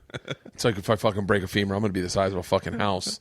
It'll be so big. You know why I couldn't do a podcast like this? Because after a while, you get so comfortable. I just want to talk about fucking people I hate and want to kill. And Let's do it. I don't.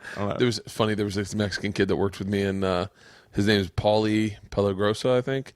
Paulie something. He's on my timeline. You'll find him. But we were at a show, and someone thought he was Ralphie, and he's a big guy. He's like 450. No, Paulie is 450. Right. And someone said something. Well, Ralphie, man, I can't wait to see you the next time you come by. And he looks at me. He goes, "Shit, they thought I was Ralphie." And I was like, "Yeah." And he goes, "That sucks, man. Do I need to lose weight?" And I was like, "No, I could just change your name to Ralphie De Mayo." And he was like, "Yeah." He goes, I was like, "You're 450. It's a big dude." Like, There's different categories of fat guys. yeah, I'm Sopranos fat, so I can pull it off. yeah, I'm a Sicilian New Yorker who likes to eat, so that's a.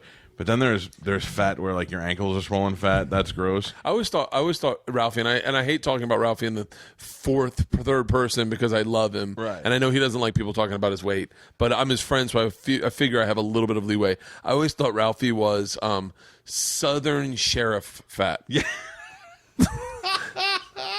Like in the 50s, he would have been the Southern sheriff. If they remake Smokey and the Bandit, look Yeah. at here. He's got like, yeah, that's what it is. I guess I'm looking at Buford T. Justice. But the thing is that, and I'm not even talking about Ralphie, but I'm talking about uncool fat guys.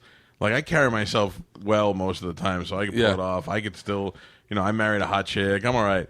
But if I go to the mall, because fat guys have a limited selection of clothing that you can wear. Yes. All we have pretty much is casual male. And even Casual Male bought all the other fat guy clothes stores, so you're getting the same fat. If I go to the mall... Oh, shit, I never thought of that. Yeah. If I go out and I see an uncool fat guy wearing a shirt that I have to throw that shirt out. I've gone through so many Oh, shirts. fuck. So it's like I don't buy shirts at like Lucky Brand. Right. Because I go, people have bought that shirt because they think it's a cool motorcycle shirt. Right. And then when I see other people wearing it, I'm like, fuck, that shirt's dead to me. Ralphie made me throw away a shirt one time. Not that Ralphie's uncool. He's cooler than I am, but he wore it on a Comedy Central special. So then it looked like he gave it to you? No, kind of. It's a red shirt. It's a red long sleeve, it looks like a football jersey almost. Yeah, I know the It's got shirt. white I know the stripes shirt. on the I know the sleeve shirt, yeah. and a number 9 on the chest. Yeah. And I fucking bought that, and I was like, that's retro. It doesn't have any team names. Yeah. I love it. And then Ralphie wore it on a special, and I was like, fuck. And I threw it out. It had nothing to do with Ralphie. It was just like he had put it out there as his fat guy shirt, so therefore I couldn't have it. So wait, hang on. Let's go back to running the board. Because I feel like sometimes you could get a job in radio if you simply knew how to run a board. No. If you don't know how to run a board, you shouldn't be in radio whatsoever. Really? If you don't know how to run a board, you should not be in radio. Anybody in my studio at any time could run the board. So Dr. Drew should not be in radio. Well, Dr. Drew is like the caveat of working with him is if you could run a board, then you could be on his show. Yeah, but I mean that's only because he's at a point where No, this was back. Yeah, at any time. Yeah. He's a fucking doctor. He Yeah. doesn't have to run a board. I'm talking about, especially in like most talk stations and most situations like that, have a room where the board is, and there's a producer in there, and they're doing that. I run the board because I'm completely a control freak, and I need to have control of everything. I need to lower mics when I don't want people to talk as loud. I need to add music beds and stuff. Like I need. Oh, to so do that all must drive you nuts when Joey talks quiet. When you listen to my podcast and Joey's... Yeah, but the thing is, you don't wear headphones when you do it, so you can't really tell. I could, but it would be... If you were staring at the levels. Well, no, I look to make sure it's recording every now and then. Yeah. You're on top of it, buddy. But everyone tweets me and they're like, hey, man, seriously, get Joey to talking to the mic. But he's completely off mic at sometimes. He'll be like, Joey, tell me a story about that guy in Texas. That motherfucker. There was a good chunk where he didn't talk into the mic for like 5 minutes, but he was telling a story. Yeah, and if I didn't hear you in the background, I thought it went dead. But the thing about Joey is that he doesn't care about that stuff, and it's like you got to love Joey for that. Tell me about it. I had him on my show, and I had to wrap it up because he wouldn't stop saying fuck.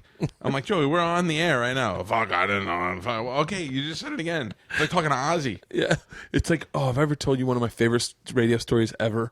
This is do you know? Have I told you it's a story about Nikki Glazer? No. Oh, this is this is one of my favorite. So Nikki Glazer is featuring for me in Richmond. And there was a guy that used to have a radio show there. Then he moved to Phoenix. Now he's in Philadelphia named Sludge. Brian, I can forget his Hagar. I don't not go with radio guys' last names. Right. That's why we all have stupid names. Hagar. Sludge and Cowhead.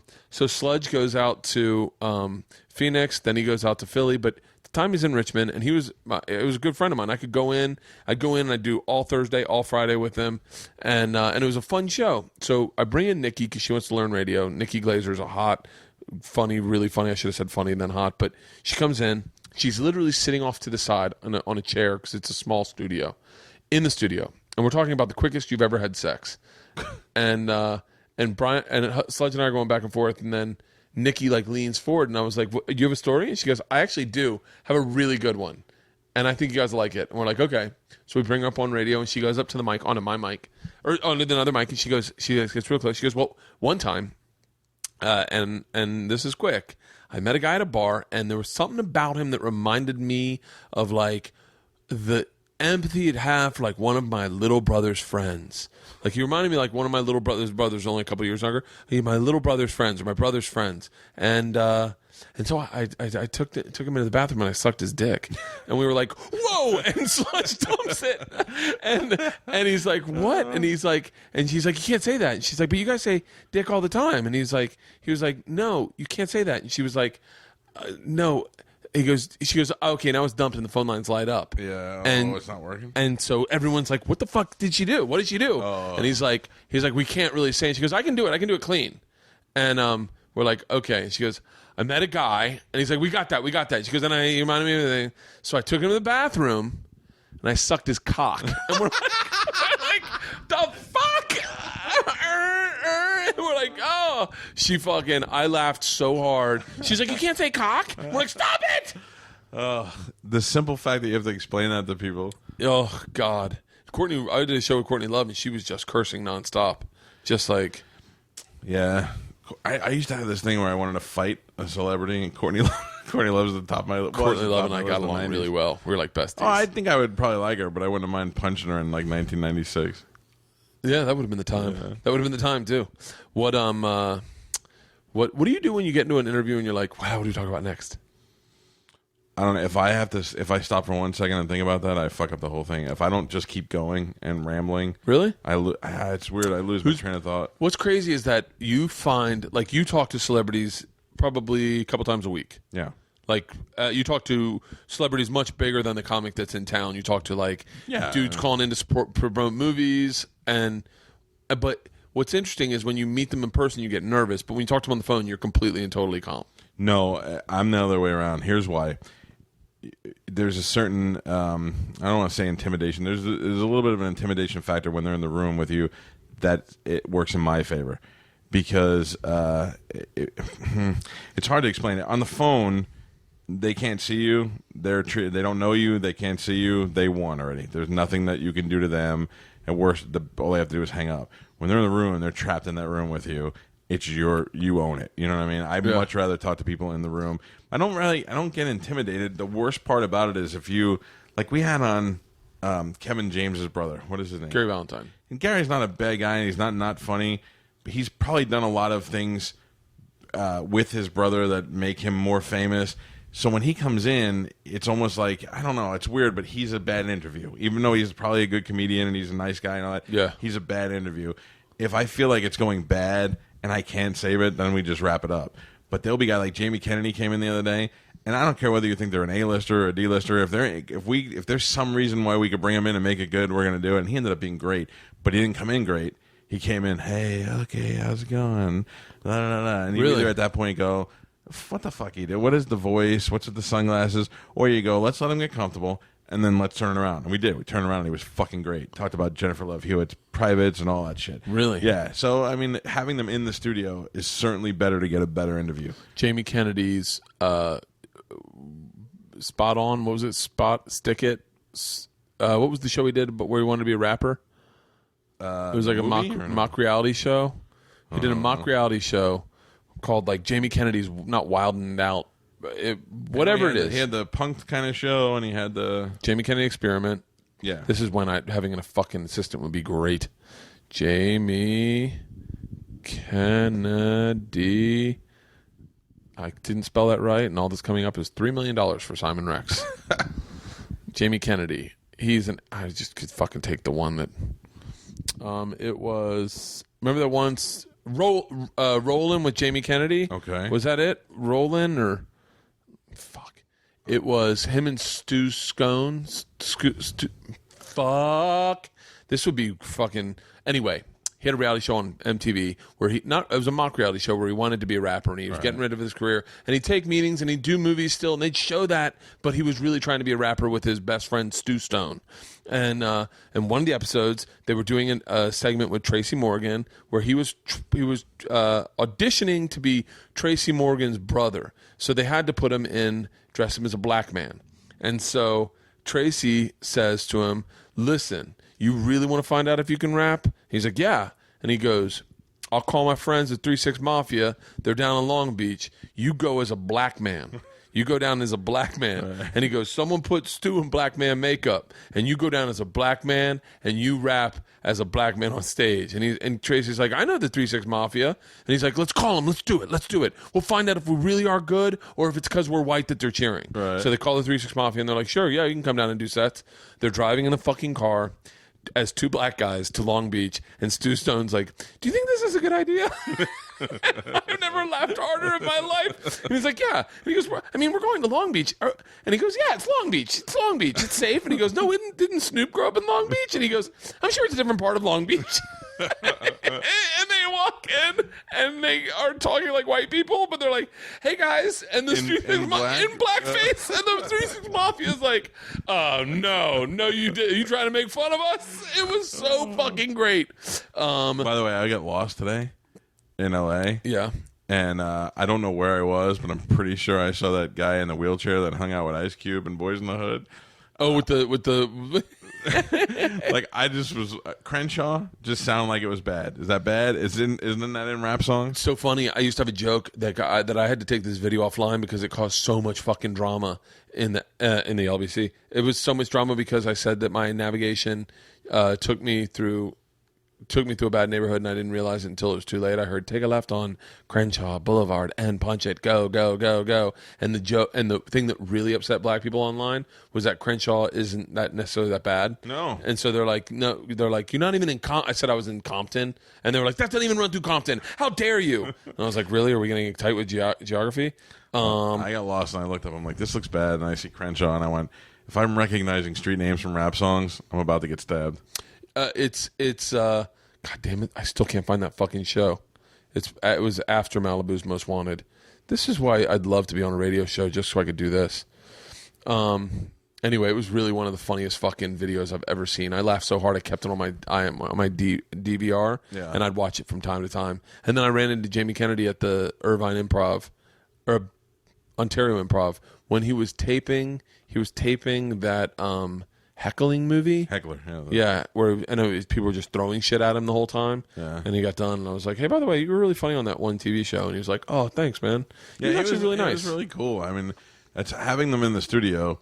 I would never talk to Pauly Shore on the phone. Top five best people to have in studio. You can't use me and Ralphie just because I want to hear other just because we were friends. But like top 5 best studio people. I don't know. I mean, fuck. I'm such. If Galvin was here, he'd rattle them off right away. I'm the worst at remembering. Okay, shit. I'll start. I only because I've heard this is maybe one of the most epic times you've ever had on your show. Bobby Lee. Oh, Bobby Lee is fucking great. Really? Yeah, Bobby Lee was one of my favorite guests ever, which is weird because he kind of dropped off the face of the earth as far as Tampa's concerned. Really? I saw he was playing the Comedy Store or something this weekend, and I almost wanted to go by and see him. Bobby Lee came in, and I didn't know Bobby Lee's comedy very much. I knew him from Mad TV, and I knew he was Asian. I'm like, we'll just go with that. And he came in the studio. And I remember I look at Galvin. Every once in a while I look at Galvin like seconds before the guest comes in, and I go, what the fuck are we going to talk to this guy about? You know, just... Yeah. Bobby Lee walks in. His hair is messed up crazy, and he was a little chubby at the time. He looked like a little chubby Asian girl.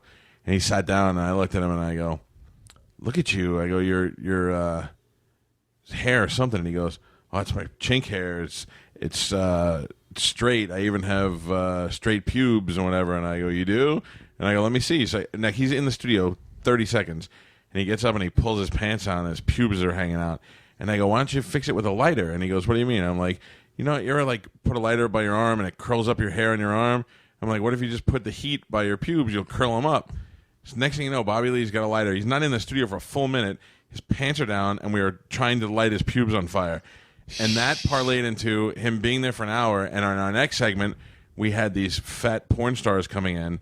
I don't even know what they were scheduled to do, but it ended up being a tag team wrestling match between Spanish, my producer, and Bobby Lee in their underwear, and these two fat porn stars who were each like 300 pounds each, girls. And Bobby Lee is wrestling as like he's in the heavyweight championship at WrestleMania. He's fucking making these girls' lips bleed. He's putting them in headlocks. It was the most insane fucking hour. I saw that video in one of the promos, I think, for something. Cowhead TV. And I fucking was like, he was taking swings at these girls. He was. I mean, he was. I don't even know Bobby Lee. He was great, and then he was so great that like I went to go see him. I don't even think I went to do comedy. I think I went there afterwards or before, and we went to dinner. Or something. Drink at the bar? No, I think we went to dinner. Bobby Lee is one of those guys where I'm positive. I'm guessing. I don't know this to be true. That he's gay. Especially after talking to him, and he doesn't know if he's gay yet. You know, I think it's the cause of a lot of his inner conflict. And, really? Yeah. Because I brought a buddy with me who's good looking, and he was all over him talking. What do you do? Where are you from? What's going on? I'm like, you're fucking gay, dude. Now again, I gotta say, I don't know that he's gay. Not that there's anything wrong with that. No, but I don't want to get fucking sued either. Yeah, no. Yeah. That's so interesting. Bobby Lee, and then what was the other one that is? Oh, wait. First of all, I will credit us. I don't know who came up with this, but this was maybe one of the greatest things I've ever done on radio. Do you know what I'm talking about? Yeah, because I came up with it. Of course. Was it you? The time where we're the wives? Yep. Yeah. We're our wives. I like to do things with Bert where I put him on the spot because you're always honest, but you get emotional. Yeah. And like anytime I get accused Bert's wife of cheating on him, I try to convince him of that. And all that. Yeah, like we do this thing where we do called Under Oath, where we agree like for a segment we'll let callers ask callers, or we'll ask among each other questions in the studio, and we gotta answer honestly. And if we don't, the other ones will fucking call us out. Yeah. And it's good because it's been some really embarrassing moments and some tense fucking radio. And we discover that people in the room hate each other for different reasons. And I remember we put you under oath one time, and I would just ask you questions like, who's funnier, me or Galvin? And you're like, oh, Galvin. But I know what the answer is before those things. I remember that. I forgot we played Under Oath. Yeah. So we did a thing with my brother one time. My brother happened to be in studio, and Galvin's brother happened to be in the studio, so we did Know Your Bro. And we'd ask like embarrassing questions, then we'd bring the brother back in. And we did it with our parents at different times. So when Bert came in, we did it with like, how well do you know your husband or your wife or whatever? And we asked a bunch of questions, mostly sexual stuff, and then we had to see how much we knew about them. And one of the things was if we blindfold the wives and brought them in the studio and they reached through the curtain and felt our balls, if they could tell whose balls that they were holding. And it was funny because we had to blindfold them and we had to make sure that they couldn't hear because you fucking cackle like a little girl and you would give it away. And when they brought the girls in, they looked like they were in that fucking prison camp. And they were being let in. They were blind. They could see. And they reached their hand through. and they had to put their hand on our balls, feel the balls, and then tell which ones. And all our wives got it right. But the best is that we were jockeying to see, like we were jockeying, like who got to go first, who went second. Yeah, and I kept trying to put my ween on your wife's wrist. Everyone guessed my balls accurately, including my wife. Yeah. It's amazing that our wives knew our balls so well. My balls are pretty distinct. Chico definitely pulling. Why? What's the difference between yours and mine? It's because mine are long. Mine are big. Yeah, mine are more. That's not a bragging thing either. Mine are more long. Yeah. Yeah. I don't know what Galvin's got rocking. Maybe he's got some little peanuts in there. I don't know. Well, not now. No. He grew back into his dick. I don't know. I was thinking about that the other day. Because we were talking about before, we were talking about the doctor doing the finger in the ass thing. I'm pretty comfortable like getting naked. I don't even care about that. But how you were saying you worked it up, I have to work it up too. But I have to work it up for the massage therapist. I have to work it up for the doctor. Why are you? I let it stay small for the massage therapist. No, I'm afraid. I'm terrified. I'm going to get a boner in a massage therapist. Here's why. Because even for a fat guy, I'm pretty good with the size of my dick. Like when it comes to having sex, it's appropriate size. It's got some girth to it. My wife's like, it looks like a Red Bull can, and I'm okay with it. But when it's not hard, it is embarrassing at times. I couldn't agree more. But I mean, like about me too. Howard Stern used to say it looked like an elevator button on his penis. Yeah. Mine, I liken to in a flaccid state. The golden tee, you know, the golden tee game, that little ball that you spin really fast. That's kind of what it's like. It's just like a little helmet at the top, only when it's flaccid. But when aroused, it looks totally respectable. Yeah, like I don't mind. I'd walk around with it out. Yeah, I'm not. Mine is not. Mine can look ridiculous. It isn't representative of both of us sometimes. Your dick has been out so many times that one time my wife saw something on TV. I don't know if we were watching a movie or we were watching, and she saw somebody else's dick, and she goes, "That looks like Bert's dick." And I go, "How is it that you're recognizing Bert's dick because your dick's been out so much?" I saw dude's dick one time, and I went, "Your dick looks just like mine." And he goes, "Shut up!" And I pulled mine out, and he goes, "I almost spit that through my nose." That was good. I almost went right out my nose. He was a bartender at a comedy club, and I saw his dick. I go, "Your dick looks just like mine." He goes, "Shut up!" And I pulled mine out, and he goes, "Oh my god, they do." Why was his out? He was going to the bathroom. Oh, and you. And I just looked at it? I just saw it, and I went. I saw Jim Norton's dick one time, and I fucking was like, "Holy shit, you have!" I literally said, we were at Last Comic Standing 2 auditions, and I went, "Holy shit, you have a big dick!" And he just looked at me and smiled and goes, "I know." I know. I've seen it too. It is fucking pretty impressive. He's got a big dick. The two dicks that surprised me the most.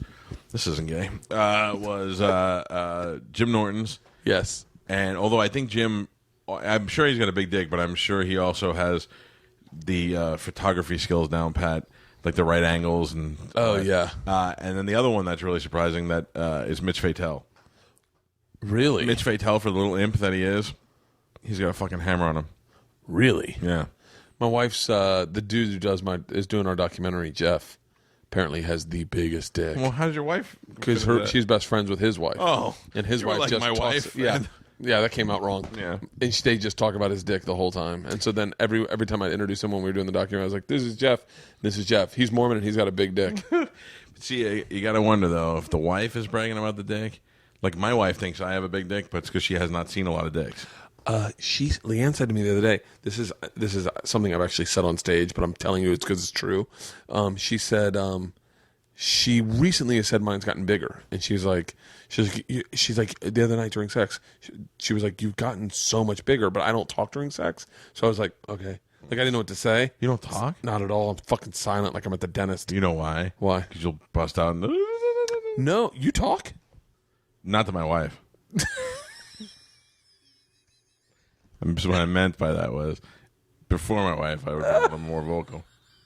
You talk to other... Is that John Leguizamo and Summer of Sam shit? Yeah. I can fuck the whores. I make love to my wife. No, I'm just kidding. But my wife, my wife, there's so many things that I could do in front of other girls that I can't do in front of my wife. It's more embarrassing, which it should be the other way around. Yeah, I feel like it's sacred ground. Like I can't do stuff to my wife that I did to her before we got married. My wife's a nice girl. Like she's cool. But there are things that I can't, that most other women would find cool that my wife would just... My wife's a half Jew from Jersey.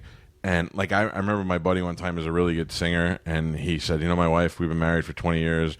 She told me she wanted me to sing her a love song and put it on a CD." And I thought, Oh, that's pretty romantic. If I brought that home to my wife, she would be fucking mortified. If I go, hey, I got something for you, and I put it on the CD player, and I'm like, you're my lady. She'd be like, holy fuck, what is going on? For the record, I was talking about putting fingers in their asses, but I keep trying to do that. My wife is not into it. Leanne's not into it. I can't. When we were dating, she'd maybe like toy with the idea of like, but now she's like, no. My wife knew that from the beginning that she had to say no. Because one time where she was like being a little more relaxed, and then I just got crazy with it. She goes, in the beginning, I was like, okay, I'll let him. And then you were like all knuckle deep, and I said, hey, slow it down. So now I don't get anywhere near that area. Yeah, we're very meat and potatoes. Yeah, like we're so I'm eating potatoes. Sometimes she's not into it. Does that make sense? Very much so. Same old fucking meat and potatoes every night. It's the worst restaurant for dinner. ever. Every single night. Every single night. Oh, what is it tonight? Meat and potatoes? Awesome. Sometimes it's just potatoes. Yeah. Just like an Irish breakfast. Here's a potato. Yeah. Didn't even cook it. Do what you gotta do. Yeah, it's There was a guy that went to my college named Mark Small, and his nickname was Small Bus, and because he was the Golden Gloves champion boxer, right. And he was he had a reputation for being just a tad bit slower, and I say that respectfully because I loved Mark Small, I still do, but and he was my big brother in the fraternity, and he gave me his fake ID, like he was great. I think he was my big brother in the fraternity. I don't know anyway, right. And so but he had the one time he went into the bathroom and I was taking a piss and he came up next to me and he opened up a condom and then looked at me and offered it to me and he goes, gum? And I went, no. And then he put it in his mouth. He was hammered and he was like, "Wah," and spit it out. So he I'll never forget one time. He goes, we're sitting at the. I love it. He just blew a bubble. And his tongue just went in it. We're sitting in the lounge, and he, I don't know how. We're talking about potatoes, and he has a totally peeled potato, and it looks like an apple. Right. And I go, "What is that?" And he goes, "It's an apple." And I went, "What?" And he goes, "It's an apple. Bill peeled them this morning." And he bit to it. He goes, "It's a potato." And he literally spit it out the window. And I was like, that guy was so funny. He, my God, I wish I had more Mark Small stories. He could beat the fucking shit out of people. That's the problem. You call him a retard and he beat your face in. Well, he was a little. I don't think there was anything wrong with him. I think he had taken a bunch of punches to the head, but I think his nose was broken a few times, so it sounded like everything sounded like and so. I don't know. I could theorize on it, and everyone, please don't share this if anyone knows Small still. But I don't mean to sound mean towards Mark because he was the greatest guy. Yeah. But for condometers. But God, we did Ox Brawl was our big boxing match, and Mark was a Golden Gloves champion in Florida, and his grandfather gave him a big lump sum of money never to box again. Really? Never to box again. He's like, stop boxing. For him and his brother Campbell, they're like, no more fucking boxing for you guys. Fucking no one in my family loved me that much. And then Mark, the caveat was he could do Ox Brawl because he was a grown up and it was past that time. And he went in and he annihilated a dude. I mean, he punched him. He beat the shit out of this guy. So much so he taught other people how to box, and our whole team knew how to box because Mark had taught them how to box. And we beat the fuck out of dudes. You fight at the same time? What? Is it one match at a time? No, yeah, it's one match at a time. Mark won in Mike Tyson time. Oh, wow. And he made noises. People just went in and swung, and he was like, tss, tss, and I mean, just annihilated motherfuckers. I mean, it's one of the greatest moments of my buddy Eddie Fernandez's entire life was that Ox Brawl because he went up, the heavyweight dropped out. Eddie was 190 pounds, and he went in and fought in the heavyweight section. The guy was 230, and he was throwing Eddie around the ring, and Eddie just landed fucking 7 sweet punches and knocked the dude out and just fucking danced around the ring. Just, yeah! You and Galvin were taking boxing for a while. Yeah, we were. And then Calvin quit because he didn't like getting punched. Yeah, that's the one. That's the one thing that sucks about those contact sports. Oh, I don't know. I wasn't fighting. I mean, Galvin was the only other big guy there, so the other guys that hit me weren't a big deal. Yeah, I liked it. That was fun because it, get your cardio up pretty good. Cardio on a fucking treadmill is boring. Cardio running from fists is pretty cool because you're doing it. You don't even realize you're doing it. You just don't want to get punched in the face. Yeah, it's like frisbee golf. I was going to do jiu-jitsu. Yeah. I talked to Joe, and Joe set me up with Eddie Bravo, and or I think Eddie Bravo was like, "Come on down, see, we'll just talk." So we went and talked, and I remember sitting there, and I was like sweating because I was nervous. And then I saw like dudes like really fight, like not fighting, but fighting. You know, like they really are fighting. Like people do get black eyes and break noses on accident. It's an accident. They're doing it on purpose.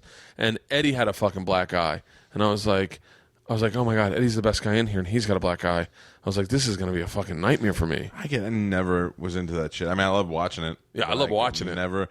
I mean, those guys are all tough, and it scares me because the guy who is a third of my size, that I think that I could just swat, I know he can kick the shit out of me now, so that's scary. Someone said something. I was backing them up on some radio station, and they were like, "Yeah, and, you know, here's the thing with this whole Trayvon Martin thing. Yeah, it's a fight, man. Whatever happened to the old days? Fight's fight. You don't bring a gun to a fight. You just fight. Learn how to fight." And I was like, "Yeah, and how about this? No one learns how to fight either. Like, let's get back to 8th grade when no one knew how to fight, because I was when I liked to fight." Anybody that says that's a fucking moron. It's funny. I used to work with a guy, and he used to be like, "You're a dirty fighter." I'm like, "Why?" And he's like, because I said one time, if I'm in a fight and I have to pick up a fucking chair and hit you with the chair, I'm going to hit you with the chair. And he'd be like, "That's dirty." It's not. The fighting is dirty. Yeah. If I'm fighting you, it's because I want to kill you. And if it means I have to pick up a brick and smash your fucking face in, it isn't. We're not dueling. Yeah. We're not going to get in there and we're not in a boxing match. We're fighting. Best fighting story ever. That like best I've ever. I'm not going to say anyone's names. I'm going to use code because these are all grown-ups now. Fuck. Okay, I'll make their names up. My buddy Eric. we were on a scalp hunters trip to North Carolina, up in UNC, and we were at a bar, and Eric was wearing a Charlie Ward jersey, and I was wearing a Warwick Dunn or maybe a Derek Brooks jersey. Wow. And so, or no. I was wearing a Scalp Hunters college shirt.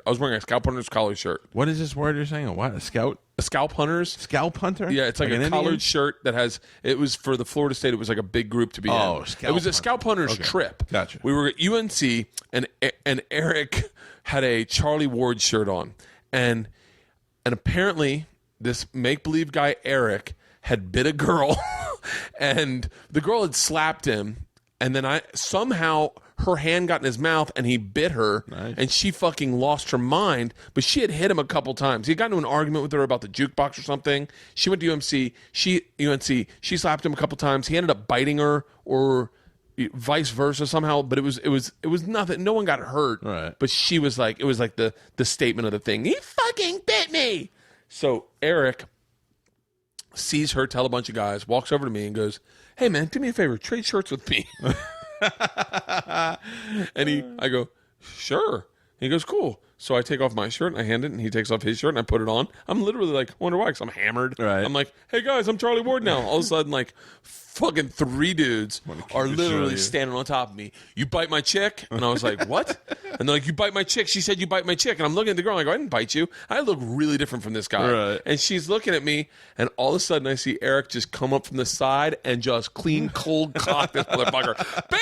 And knocks the guy out, and then starts knocking them all out. I was like, he sucker punched the people that were going to kick his ass. Swap the shirt. Fucking genius move. That's great. That is the guy. He should be in the Desert Fox. He bait and switched. Yeah, here, trade jerseys with me real quick. And then he just fucking... That's brilliant. Oh, it was fucking genius. That's brilliant. Yeah, that dude. I remember watching someone getting sucker punched and seeing it in their eyes when they were like, "Oh, the game's over. I'm going to sleep for a little bit."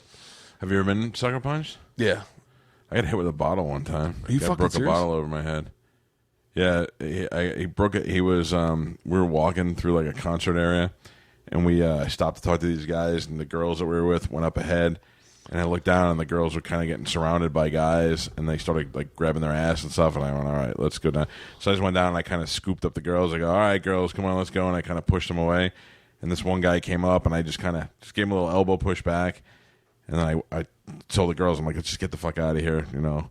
So we just started walking straight. All of a sudden, I heard thum, thum, thum, thum, and right when I could figure out what it was, I just got whaled in the back of the head. He broke a bottle over my head. It was a full Miller Lite bottle, and I couldn't tell if my head was bleeding or if that was beer. Yeah. And I couldn't see because it was at nighttime.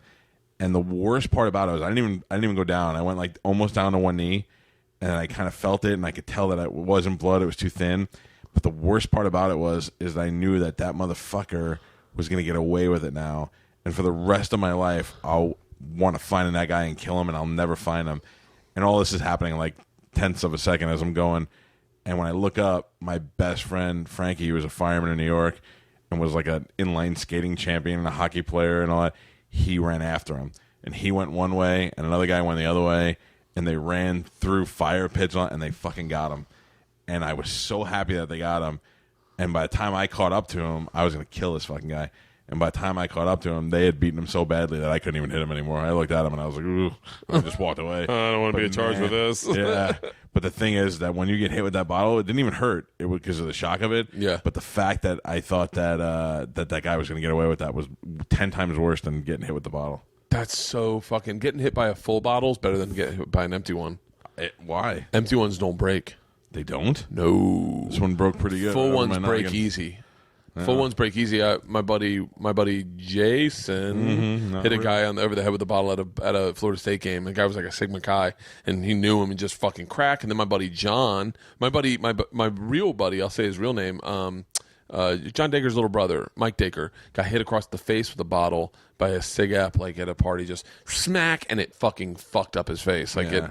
But then you just get used to what that person looks like with the new face. Yeah. You're like, oh, it doesn't look bad. Yeah, you're all right now. Yeah, you look good. Little zipper scar never changed anybody. Yeah, I never hit anyone with a bottle, I don't think. I never hit anybody with a bottle.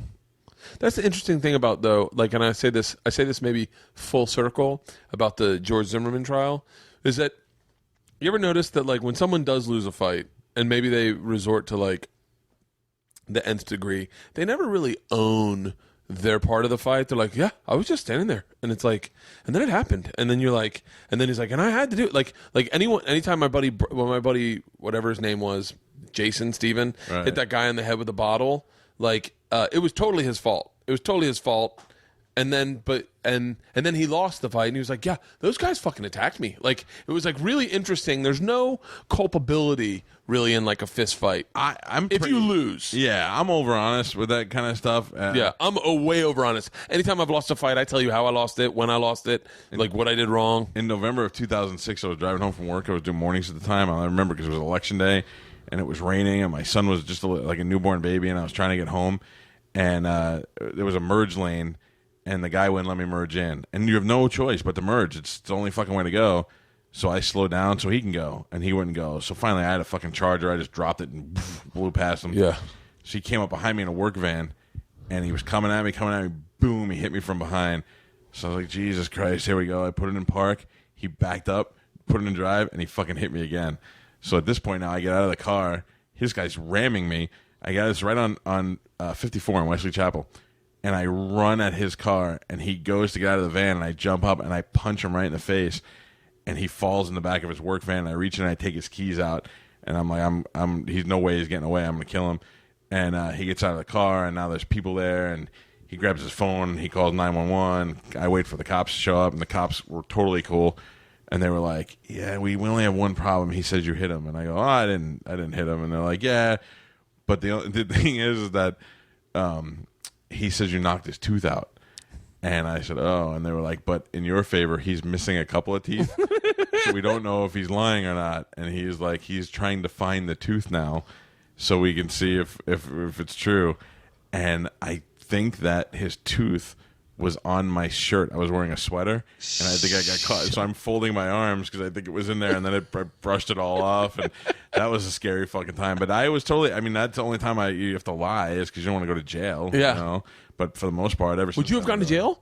Yeah, oh yeah. In Florida, it's weird because if you shoot somebody, if the guy would have shot me, he would have been right because I came running at him. Yeah, and he would have been right to shoot me.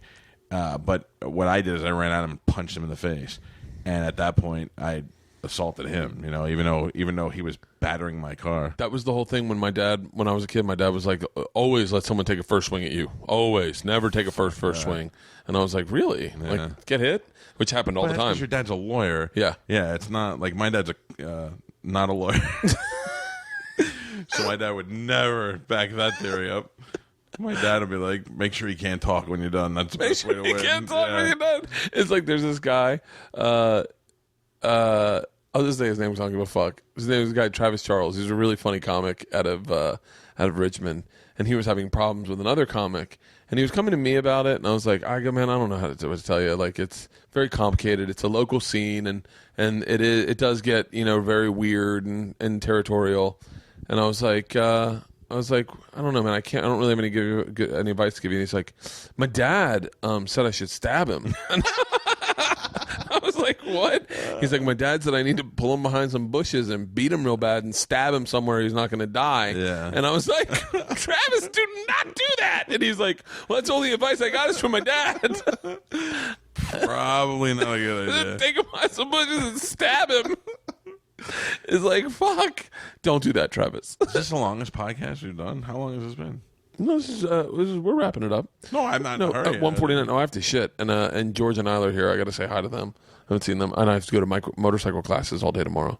Oh, brother. I've talked about motorcycle classes on every podcast, only because I've done 3 podcasts back to back to back. And everyone's like, enough with these fucking motorcycle classes. Just go. Have you done them at No, all? I go tomorrow.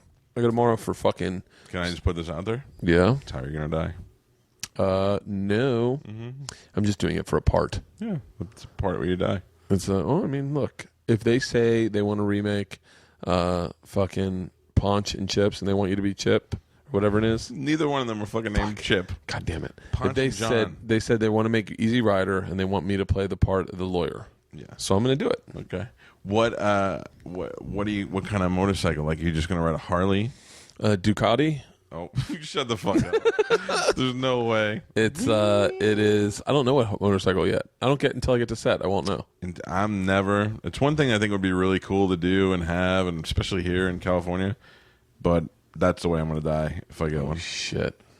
Here come the kids. This is Joey calls her El Diablo. Hello. She does kind of look like one of those kids that gets possessed in a movie. You look That beautiful. fits you? What is it? It's Mama's dress. Do you want to sit down and interview Cowhead? Oh, good. Oh, good. How you doing? Here, talking to the microphone. Let me make sure we're getting levels on you. There you go. Okay, perfect. Talking to it? Hello. Okay, perfect. Do you have any questions for Cowhead? Do you eat ice cream? I do. I'm a big fan of ice cream. Do you? Yes. What's your favorite flavor? Vanilla. What do you like to put on it? Everything except nuts. No nuts. I don't like nuts. It's a good. Keep that I was about theory to for the rest of your keep life. it that way. Now, what other questions? How about ask him Isla? Ask him about his name. What's your name? Cowhead. My name's Isla. I know. It's a very pretty name. Do you know how he got the name Cowhead? How? Because I have a very big head, right? Look at it. Kind of big, right? See? Yes. Do you have any more questions for Cowhead? You're pretty good at this. Did you have long hair? You mean like long as opposed to bald? Or you mean like long in the back like a rock star? Long like a back squat. No, I wish. I used to have what they used to call the Guido mullet in 1989, where it was long in the back and short on the sides. That's it, though. Oh. And one time I had a hairdo called a rat tail, where it was just a little piece in the back that was long. And I even dyed it blonde by dipping it in peroxide because we were too poor to actually go out and buy hair dye. But that's more than you bargained for, huh? Now, Dad, Yes. Bert, I meant, No, it's Dad. Dad, did you used to have pink hair? No, I never had pink hair. I had white hair, though. But I had money, so I went to a hairdresser, and she dyed it white for me. Her name was Lisa, and I did it because I thought I didn't want people to look at my face. I thought I was unattractive. I thought that would draw attention, and then people would go, "Oh, who's the guy with the cool hair?" As opposed to, "Who's the guy with the double chin?" Yeah. Does that make sense? Yes. Do you think that's what Guy Fieri said? No, it does not make any sense. It does not. Yes, and I am Leanne Kreischer. You're not Leanne Kreischer. How old are you? Hey, how was camp today? Tomorrow I'm gonna turn 7. Tomorrow? Yup. Wow, happy birthday. Tomorrow. What do you want for your birthday? They're coming. Who? Lily. Are you having a play date right now? Yeah. Are there other kids? No, only Lily. And Lily is your sister. Lily's Cardi. Okay. I think. That's Okay. Do you want to? I think we should probably wrap this up, right? Yeah. Okay. Do you have any last questions you want to ask Cowhead? I'm good. I'm an open book. Do you know where he lives? No. He lives in Tampa. He lives in Tampa. He came all the way here for a podcast. Mm-hmm. Yeah. That's how important this podcast is to me. Oh my God. I know, right? Do you know who else lives in Tampa? Nana and Papa? Yep. You know he lives out near Nana and Papa. He has alligators out by his house. Yeah, I knew that. Oh, you knew that? We're all And fun. Daddy, look at my heels. A baby. Yeah, good luck with that, pal. Yeah. All right, Let's Let's wrap it up. Okay, good call, Do you want to ask him if he's got anything to plug? Oh, Daddy, one sec. George is you. George is coming out as me. Yes. Oh, fuck. That might be telling. They're coming.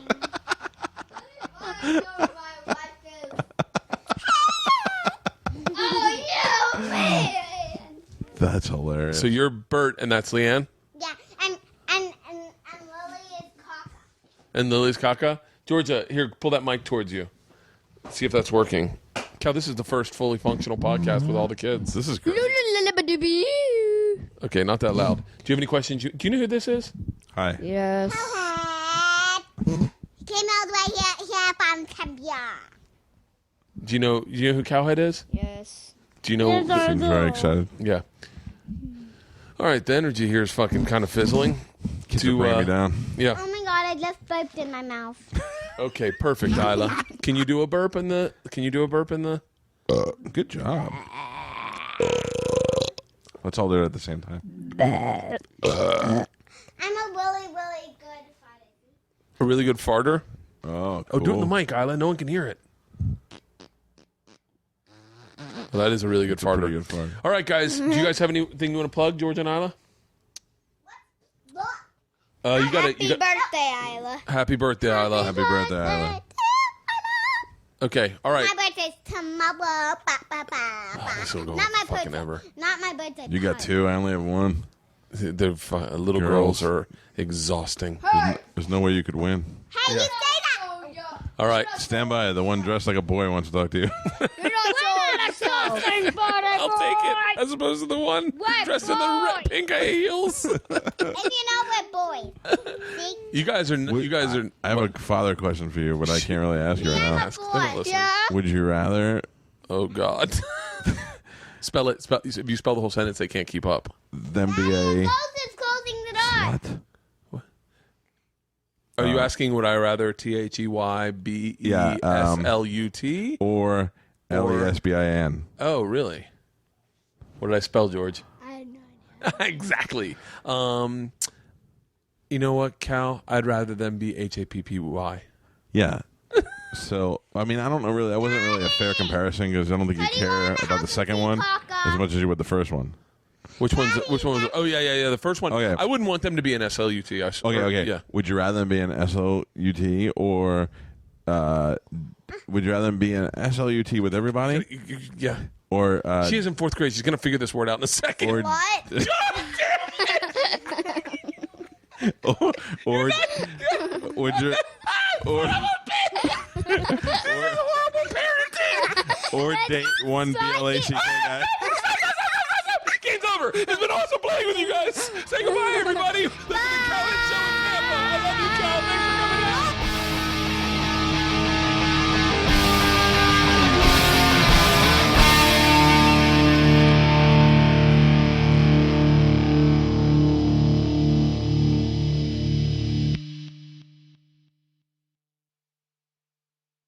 This episode was brought to you by The Machine.